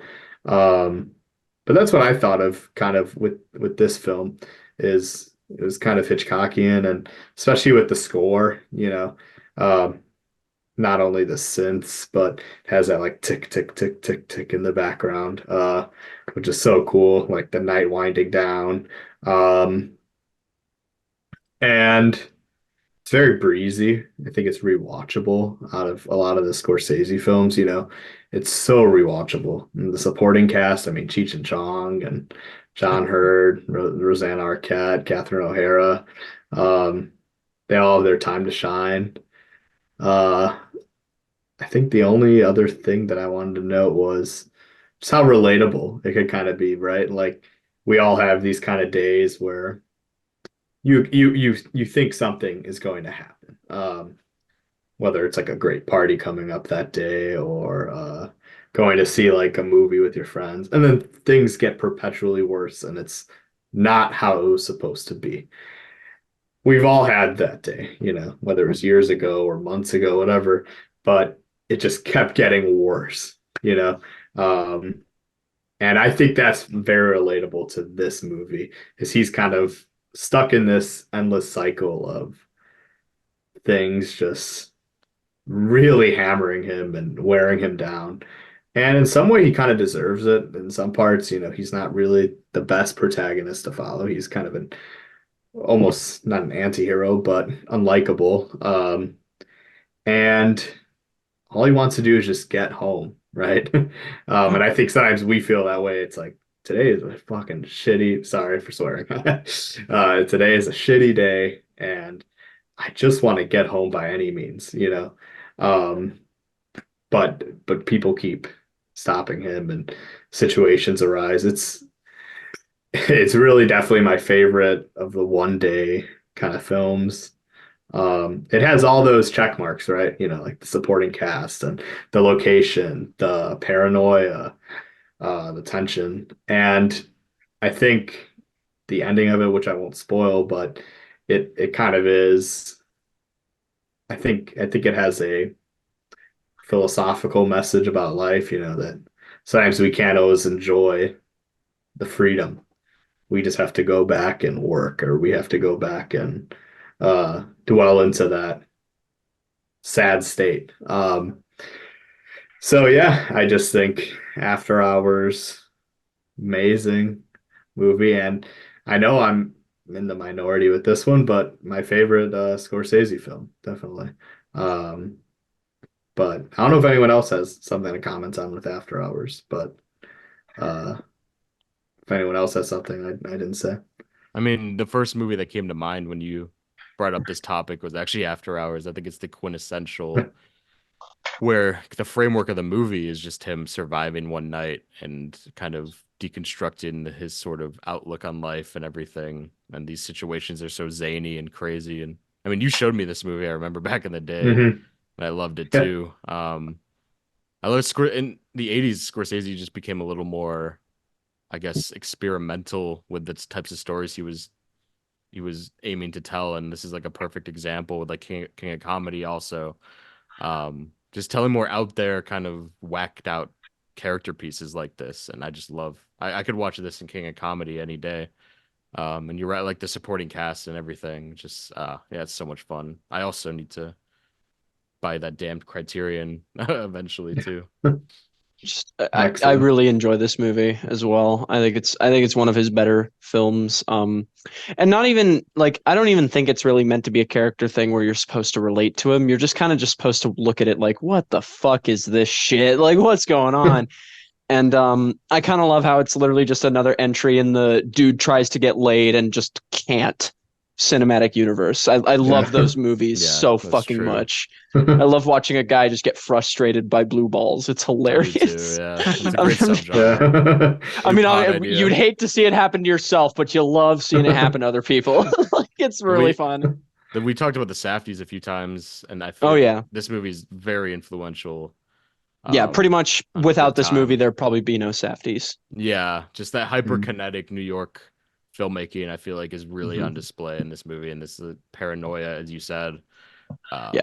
Just a very, very foundational movie that I'm glad it's getting more praise lately. So Yeah, more people have been kind of turning on to this more experimental kind of out there side of Scorsese that he was sort of on. He kind of just decided for like a decade he was just kind of going to make just whatever he wanted, not really kind of stick to a thing. And this really is one of the best in that genre. I haven't seen King of Comedy in years. Taxi Driver and Raging Bull are still my two favorites from him. I also really love Last Temptation of Christ. That's another great one. But also this movie just contains like some of the best comedy like you'll ever see in a Scorsese movie or in Yeah, any of the so movies on fun, this yeah. list. Like God, this movie is so fucking funny. Like Yeah. just can't stop laughing every time I watch it. Like the Cheech and Chong appearances are Yeah. seriously like when I first saw this movie, I almost turned it off because I'm like, there's no way this movie fucking exists. Like what am I watching? What the fuck? yeah. The Who fact that tricked me? Scorsese, Yeah. in the context of knowing who Scorsese like ended up, you're like, I can't believe he was doing movies like this. I would love to like sit someone down one day, have them watch The Irishman, and then have them watch it After Yeah. Hours, and then be like, "You want to hear something really fucking nutty?" Like, You're like, same person. Killers of the Flower Moon, and then watch like King of Comedy in the same. Oh my night. God, yeah. I would love to see King Comedy again. That game, that movie, fucking rips. That's Last I top saw tier it. Scorsese That's one of for my me. favorite Scorsese's. Yeah. Yeah. I Jared, do you remember have being a- very cringed out and very uncomfortable while watching it. Like I was just like, Yeah. what the fuck? Who the fuck? Amazing. Fucking. Top 3 De Niro too, in my opinion. Oh yeah, Always yeah. was. Oh yeah. Perry, do you I like still After think- Hours? Yeah. Oh, I own it on Criterion. I own the 4K. I really love it. So good. I got the 4K too. It's so good. It's a great movie night movie I dig too. it. Like just watch it with friends. Yeah, it's fun to watch. We with did it people. for a movie night in Mr. I Fun, and know, that was a I great missed that. one. Fuck. It's I'm that probably one. gonna like invite my friends over one day and just have them watch it with me. That definitely very fun. Yeah. Good pick, man. All right. Well, let me close this out here. It's getting late as always on the Cine Scums podcast by the end. Cinema Scums After Hours, bro. For real. Yes. Cinema Scums Yeah, I gotta think of This a is way Cinema Scums After Dark. Welcome. these brain rot hours are always prevalent when we do The this shit. best hours Yeah. when we're like playing Fall Guys. Oh my God. Last night was crazy. I'm about I to thought it jump was so on. funny. I'm about to Oh, it jump was on so after we're good. done. I'm Oh on it. shit. I honestly might. Yeah. Yeah, Yeah, fuck it. I'll do that too. Yeah. we'll Fucking why jump not? on. What are We'll we do gonna? it. What else are we gonna do? First of all, my Sleep. favorite Billy Wood song is Year Zero. That's But number Okay, based. one, Love that's that a one based too. one. Yeah. That's actually like really great. I had to bring Anything it off back. maps, like just Da- mad based. Danny's fucking laugh in that track is so infectious. Like I laugh every single time. I'm just biased anytime Danny shows up. Yeah, Me straight too. up. I love him on Higher, like Freddie Gibbs on Pinata. I Uh, love him in like the Blockhead record. Like, yeah. yeah, Anytime he appears, I'm just like, yep, that's my boy.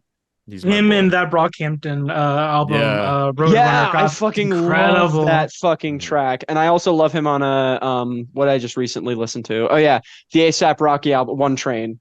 Yeah, I I love him agree on on that One too. Train. He's my favorite verse on One Train, probably. Probably It's like actually a like might be my favorite. plethora of good rap verses. Yeah, sorry, Bro Sorry, says a little open a can of diversion. worms. I know. Yeah. Hey, it has to be done. It has to be done. But my number one movie is. I feel bad because you guys had all really esoteric picks for your number one, but I have a very mainstream movie, um, not involving Billy Woods, but Evil Dead 2, Fuck. Base directed by picks. Sam It's a Raimi. great pick. Yeah, base Um, pick. Yeah. who I mean, God, everyone talks about this movie, but I always credit this as one of the movies that got me into movies at a really young age. Um, and yeah, it's the Dead by Dawn is the original title, and to me, we were talking about horror movies that take place all in one night, and to me, like that's my always been my favorite because it feels like a movie that you can watch like with friends late at night, and it's kind of like this late night just brain rot vibe that I really really respond to, and like the humor just it's just some of the best comedic timing in horror comedy history. I think it is the quintessential core horror comedy movie.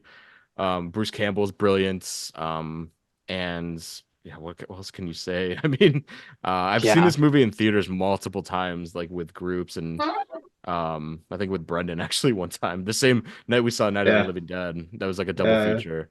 Nice. Which was so based. Very, Yeah. very based. Yeah, just I always like seen it with people that had never seen it before and like seen their reactions to like the hand attacking him and like all the furniture coming to life. Like there's so many inventive sequences in this movie that Raimi kind of just pioneered all these practical effects and these bringing the cabin just to literal like it feels like it has a pulse and this movie just has such a it has such a kid-like energy. Like I really like movies that have a very kind of immature outlook on filmmaking but it's obviously the movie has to be good and if it pulls it off I think that's just really amazing tone and amazing kind of harking back to your sensibilities as a kid and this movie feels like that like you're making a movie in the backyard with all your friends and stuff so I just admire it so much for that aspect and Mhm. yeah like um when Brendan was saying it with After Hours too, like there's like this movie's like inexplainable at times too, like just so much shit is heaped upon him, and you're kind of just along for the ride. It's like a roller coaster in the best way. Yeah. Um, and yeah, just you can quote it to death. You can watch it with friends. It's just a movie I love so much, and yeah, I'm sure you guys, if you've seen it, you've loved it. Fucking If not, you legendary. should be Yeah. shot and arrested. Shot and arrested. I agree with that statement. You get shot first and then arrested. Wait, who are we talking about? I missed it. I said if you don't like Evil Dead 2. Oh, okay. Yeah, I agree. I agree. Yeah. It's such a fun movie. And go ahead, Blair. Oh, I was gonna say I have very vivid memories of like being a kid and staying over at like Carlos's house and like his ass would be asleep like but fucking 11 p.m. Of course I'd stay up EP and I Carlos. just remember seeing Evil Dead 2 like play on his TV and I'm like holy shit this is a weird fucking movie and yeah that was my first exposure to that movie and obviously ever since sitting down and watching it like it's one of the best horror movies of all time, like undoubtedly. Yes. Yeah. I recently invited, like this past October, I invited a couple of coworkers over to watch it with me. We watched both Evil Dead 2 and The Thing, and it was their first time watching both, and just I vividly just remember seeing them crack the fuck up while watching Evil Dead 2. We were just having such a good time. It really is just I feel like I can show it to anyone and they would get a lot out of it. You know, Bruce Campbell's physical acting, like that whole scene with the hand when he's like grabbing him, he grabs himself by the hair and like flips himself over in like a front flip. And like later in the movie, he goes to the work shed and he like slips on that barrel and goes down the stairs. And then there's the whole scene when he's like running through the cabin as the camera chases him. Like just so many moments where he just is able to flex these incredible physical acting chops that are literally paralleled by damn near no one, like by the likes of Charlie Chaplin can compare. Like he's up there with them, like, pretty close. Yeah.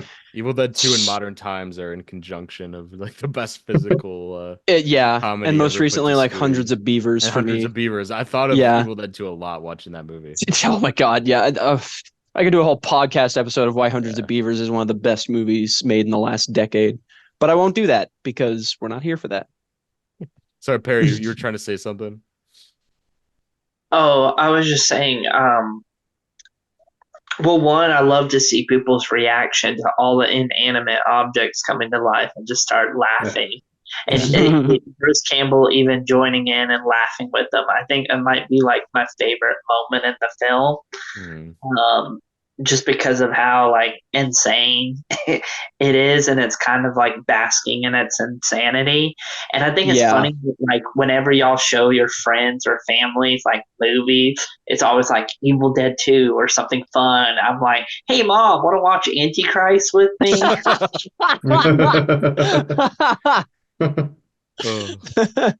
I would love to be a fly on the wall to watch someone's mom watch Antichrist. I showed it to my brother. Like me and my brother, we were hanging out one night and my dad was working. I was like, hey, you want to see a fucked up movie? And he's like, absolutely. And I'm like, oh, don't worry, brother. I got the one for you. He loved it. He fucking loved it. So, hey, dubs. I've heard some people, like a tide of people saying that this is the weakest film in the Evil Dead trilogy. I don't agree at all. It's the strongest. That's crazy. It's the best one. It's the best one. It's Evil Dead perfected. We're saying. Yeah. Contrarian. As much as I love the other two, but I don't know how you look at my opinion. My opinion is so unique. It's like, shut up. I guess I can understand some people thinking like the third one is their favorite, but Evil Dead 2 is the best out of the trilogy. It's unequivocally, like, objectively the best one. Like the way that it's made, the actual like genuine comedy, the effort, like it's paralleled by none of them. And plus it's like gory as shit too. Army of Darkness doesn't have gore. It has like one moment of like a blood spout, but that's kind of Army of Darkness is like a fantasy movie. Yeah, the movie's like Lord of the Rings. Like really fun movie though. I really enjoy it. It is great. Yeah. I feel like it's Evil Dead really 2 is the perfect bridge because like even the first Evil Dead is pretty terrifying in my opinion, and this movie kind of has glimmers of both, and it kind of is like the perfect bridge of it is blending. Evil Dead 2 definitely takes itself a lot more seriously. The best shot in the film, in my opinion, is when Bruce Campbell is flying through the trees. Yeah. I love like a the Looney effort in Tunes that cartoon. shot. It's crazy. I love his acting too. Like when he sees the bridges destroyed, I love he's like, no, oh no, oh, like it's so good. And he never lost it. I watched 2 seasons of that Ash versus Evil Dead show. Yeah, he didn't lose it. That too back in the day. His physical comedy, like his acting, like it's still there. He still kills it. I mean, obviously nowadays he's now pretty old. That show started in like what 2015 or something. Like by this point, he's definitely a little old. Can't really do it much anymore. But I thought you were gonna say he killed it in Doctor Strange: Multiverse of Madness. I didn't. I never saw that movie. So that was a fun cameo. I love that. I love that Sam Raimi trolled Marvel fans with that fucking final credits. I've seen videos of people being like, "What the fuck was that?" And I'm like, "That's Sam Raimi." That made the movie. I was like, that movie's pretty. Not great, but like that ending, I was like, yes. Welcome to Sam Raimi, amateur. It's finally a Raimiism. Yeah. I haven't seen it yet, and I don't plan to, but yeah. I really want to see Drag Me to Hell, though. I haven't seen that in forever. I like that movie. It's fun. I saw it when I was like a teenager, and I was like, the fuck am I watching? But then like later, I saw Evil Dead, and I was like, oh my god, same guy. I have to see this again. That's like the best he's channeled. It's that reminiscent same of- energy. Yeah. Good. That makes me very excited to see it. I really I've seen the goat scene, the you I love the tricked goat scene. me, Yeah. you black-hearted whore, It's so you good. bitch. I I've seen was that scene and that alone convinces me. Sorry, go ahead, Perry. I was a bit of a defender of Multiverse of Madness just because of how much I love Sam Raimi and I love to see like the Raimi-isms pop up, but it's just not enough to save that movie. Like No, yeah. I can't even like defend it anymore. And I can't stand by it just because it's Sam Raimi. And I just can't stand beside like a movie like that just because I really love the director. Yeah. I'm exactly in that boat. I think when I first saw it, Same. I liked it a lot more than thinking about it over the years. Like that movie's not has a lot of bullshit, but there's moments where you're like, okay, Raimi's doing some stuff, you know. That Yeah. scene, like that massacre scene, like I've seen it online and I'm like, yeah, that's Raimi just doing his shit. Yeah. Like that's Raimi doing cool. But that's like not the whole movie, so It's like I half. can't really. Oh, sorry. Go ahead. I was No, just no, saying, I was- like it's I'm like just done. half and half, you know. Marvel Yeah. bullshit and then Raimi Yeah. kind of putting his Yeah. touch on it. I'll still take that any day over the Oz and Great Mountain bullshit. Oh my That god, I always forget that he terrible. directed that, and oh my god, I saw that movie like 4 times as a kid, each time completely not of my own accord and basically held hostage because other people in the room wanted to see it. And each time, even as a kid, I said, this movie is fuck shit. It's horrible. Why are we watching this? And they're like, because it's good. And I'm like, oh my god. That's when Sam Raimi kind of his soul died when he made that movie. It's pretty Yeah. It's really bad. And James Franco also, you're like, James Franco's so god awful in that movie. I am Well, the James wizard. Franco's not a great actor to begin with, but he's True, especially yeah. terrible in that movie. I think there's like only 2 roles where he's like especially good, and one of them is Spring Breakers. Yeah. Yeah. No, that's why you have to give that as a caveat because earlier we were like Spring Breakers. Like, Yeah. we're just such I just love Sam Raimi. I think I hope he Mhm. like just keeps making these crazy movies. I really want him to do another Yeah. one. I would love to You know, do I'm- like a mid-sized budget horror movie or something. Yeah. Yeah, I Back would to like his to see him wheelhouse. tackle like something like I don't know. I don't know if I want him to do any like original sorry, not original, sorry, like IPs. I don't want him to like do another Marvel or another like a remake of something. I want to see him do something completely You don't original want to see him because do a Squid Game adaptation? I absolutely would not want to see that. But like I heard he did somewhere try- that his next film is a Marvel movie. I don't know if that's true, but I'm pretty sure I heard he might be directing one of the fucking Avengers movies. Actually, What? I don't know. Fucking Oh, I god. don't know. Insane. Maybe that was bullshit, but I gotta look that up. That's That's what I heard. Yeah, I'll look that up later. They got Josh Whedon's dick so deep down their throat. I doubt they would let Sam Raimi direct an Avengers movie. So deep down the throat, it's touching the lung. shove that weed It's down my throat. rumored. He's rumored to direct Avengers: Secret Wars. Apparently, Oh yeah, It's I not did. confirmed. Fucking but- God. yeah. Apparently, After all he's done for movies and like he can't make his own like Yeah. original movies. like, hell of a I mean, just paycheck, though. I mean, just like Toby Yeah. Hooper, like how we talked about earlier, how Toby Hooper kind of shaped this grindhouse style of horror. I mean, Raimi definitely kind of refined it in a way, like made it shinier with like Evil Dead and how that was like basically a midnight overnight sensation and like Stephen kinda King was- like this movie Yeah. is one of the greatest horror movies of all time, and he just Absolutely. really well, And then like, he then made obviously that he just created this ginormous thing where like even nowadays we're still getting Evil Dead movies, Yeah.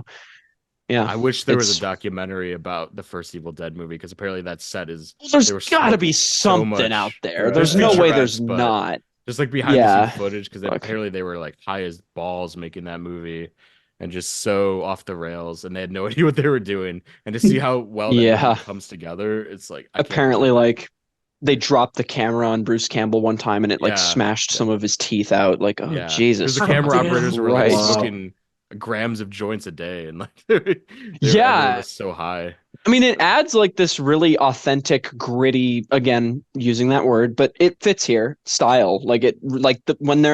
One of my favorite shots of the movie is just when they first go to the cabin and the camera's traveling through the trees and like the trees are hitting the camera and there's like moments where like you can see like crap on the screen, like just stuck to the camera lens. There's really I really love how, and I'm going to say something that may be a little controversial, but just bear with me. It's technically not a good movie. Like there are lots of issues with it, and it's very much not a great movie. But what makes Cynic has been removed from the Zoom. That's okay. That's fair. You can go ahead. Jake, I take it this is the last time Cynic is going to be on the podcast after that take. I mean, just in an objective sense.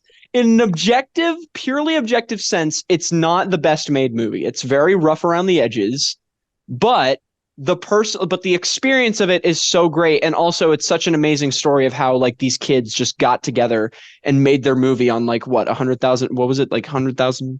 think. That's the mystique of it to me. True. I still think it's a great movie to me. It's an 8 out of 10, like personal experience. It's one of my favorite horror movies, but it is a rough around the edges movie. I know what you're saying. Yeah. But that is strike 2, I have to say though. That's 2? Where was 1? I forgot. There was something else. I'm just fucking with you. I forgot, but I'm sure that you said some shit, which fair. Fair. I remember one time there was another time where I was just like, oh, fucking Cynic. I think everybody has that story. That's just life. That's just how we live. I know. On that note, we'll wrap it up. You still get Kane sauce with me though, for real. I'll see you there. I'll see you in Kane's corner this weekend, my guy. Absolute down. Citizen Kane. That is a movie about the CEO of Kane's, right? Like Rosebud was Texas Toast. Right? Rosebud was just an allegory for Texas Toast. The three wing combo, bro. The box combo. Rosebud. I'm craving that now. We gotta stop talking about it. I know. I hate that shit. I hate when we talk about it because then I start craving it, and it's like, I mean, I got one near me, and it's open till 2. So if I want one, I can go. But at the same time, it's not the same without you, Jake. I don't eat canes on my own much. Neither do I. That's the thing. I don't want to go with you guys. So. I only go with you and Chandler because it's just like a sacred, like loving experience. I just like don't want to experience it on my own or with anybody else. Like I just want to go with the people of the Kane's corner. We're there because we love, what's the Papa John's things? I love pizza and I love people. That's how I feel about Kane. He has no pizza experience. The reckoning is coming. That's something Papa John actually said. All right, brain rot to the max. I love it. Hell yeah! It was a great episode. Great way to end. I'm so happy. I'm so happy I got to finally appear on here. Yeah, I was going to say, thanks for great form of wish fulfillment. Really loved talking about the movies. Brendan, loved meeting you. Had your tangerine rant, especially tangent, especially was like fantastic. You're ranting about produce? Tangents. I did. Wow. I'm sorry. I get words confused in my head. It's not on purpose, but I really love listening to you talk about the movies you love and same with everyone else here. But obviously, I've heard everyone else here talk before. New people, new experience. Shut up. True. Well, I just wanted to say Brendan also came up with the idea for this pod. So yeah, fuck yeah. And again, I wasn't even planning on appearing until like a couple days ago when Jake mentioned it offhand, and I was like, you know what? Fuck it.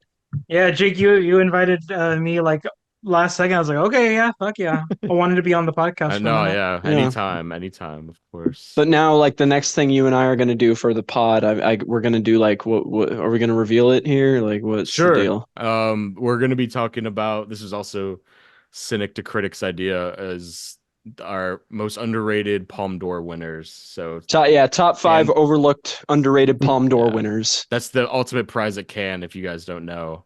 And we're just gonna pick. I mean, there's about roughly 80 years of movies, so there's a lot of things. Unfortunately, quite a few movies that are quite overlooked, and I want to give at least a good handful of them a proper. I need people to know that Apocalypse Now is a good movie. I just have to. I need tell people. There's this very underground film that came out in 2019. It's called Parasite, and basically, like, no one has seen it, and I really need to make sure that more people have seen this. Exactly. That's what we're here for.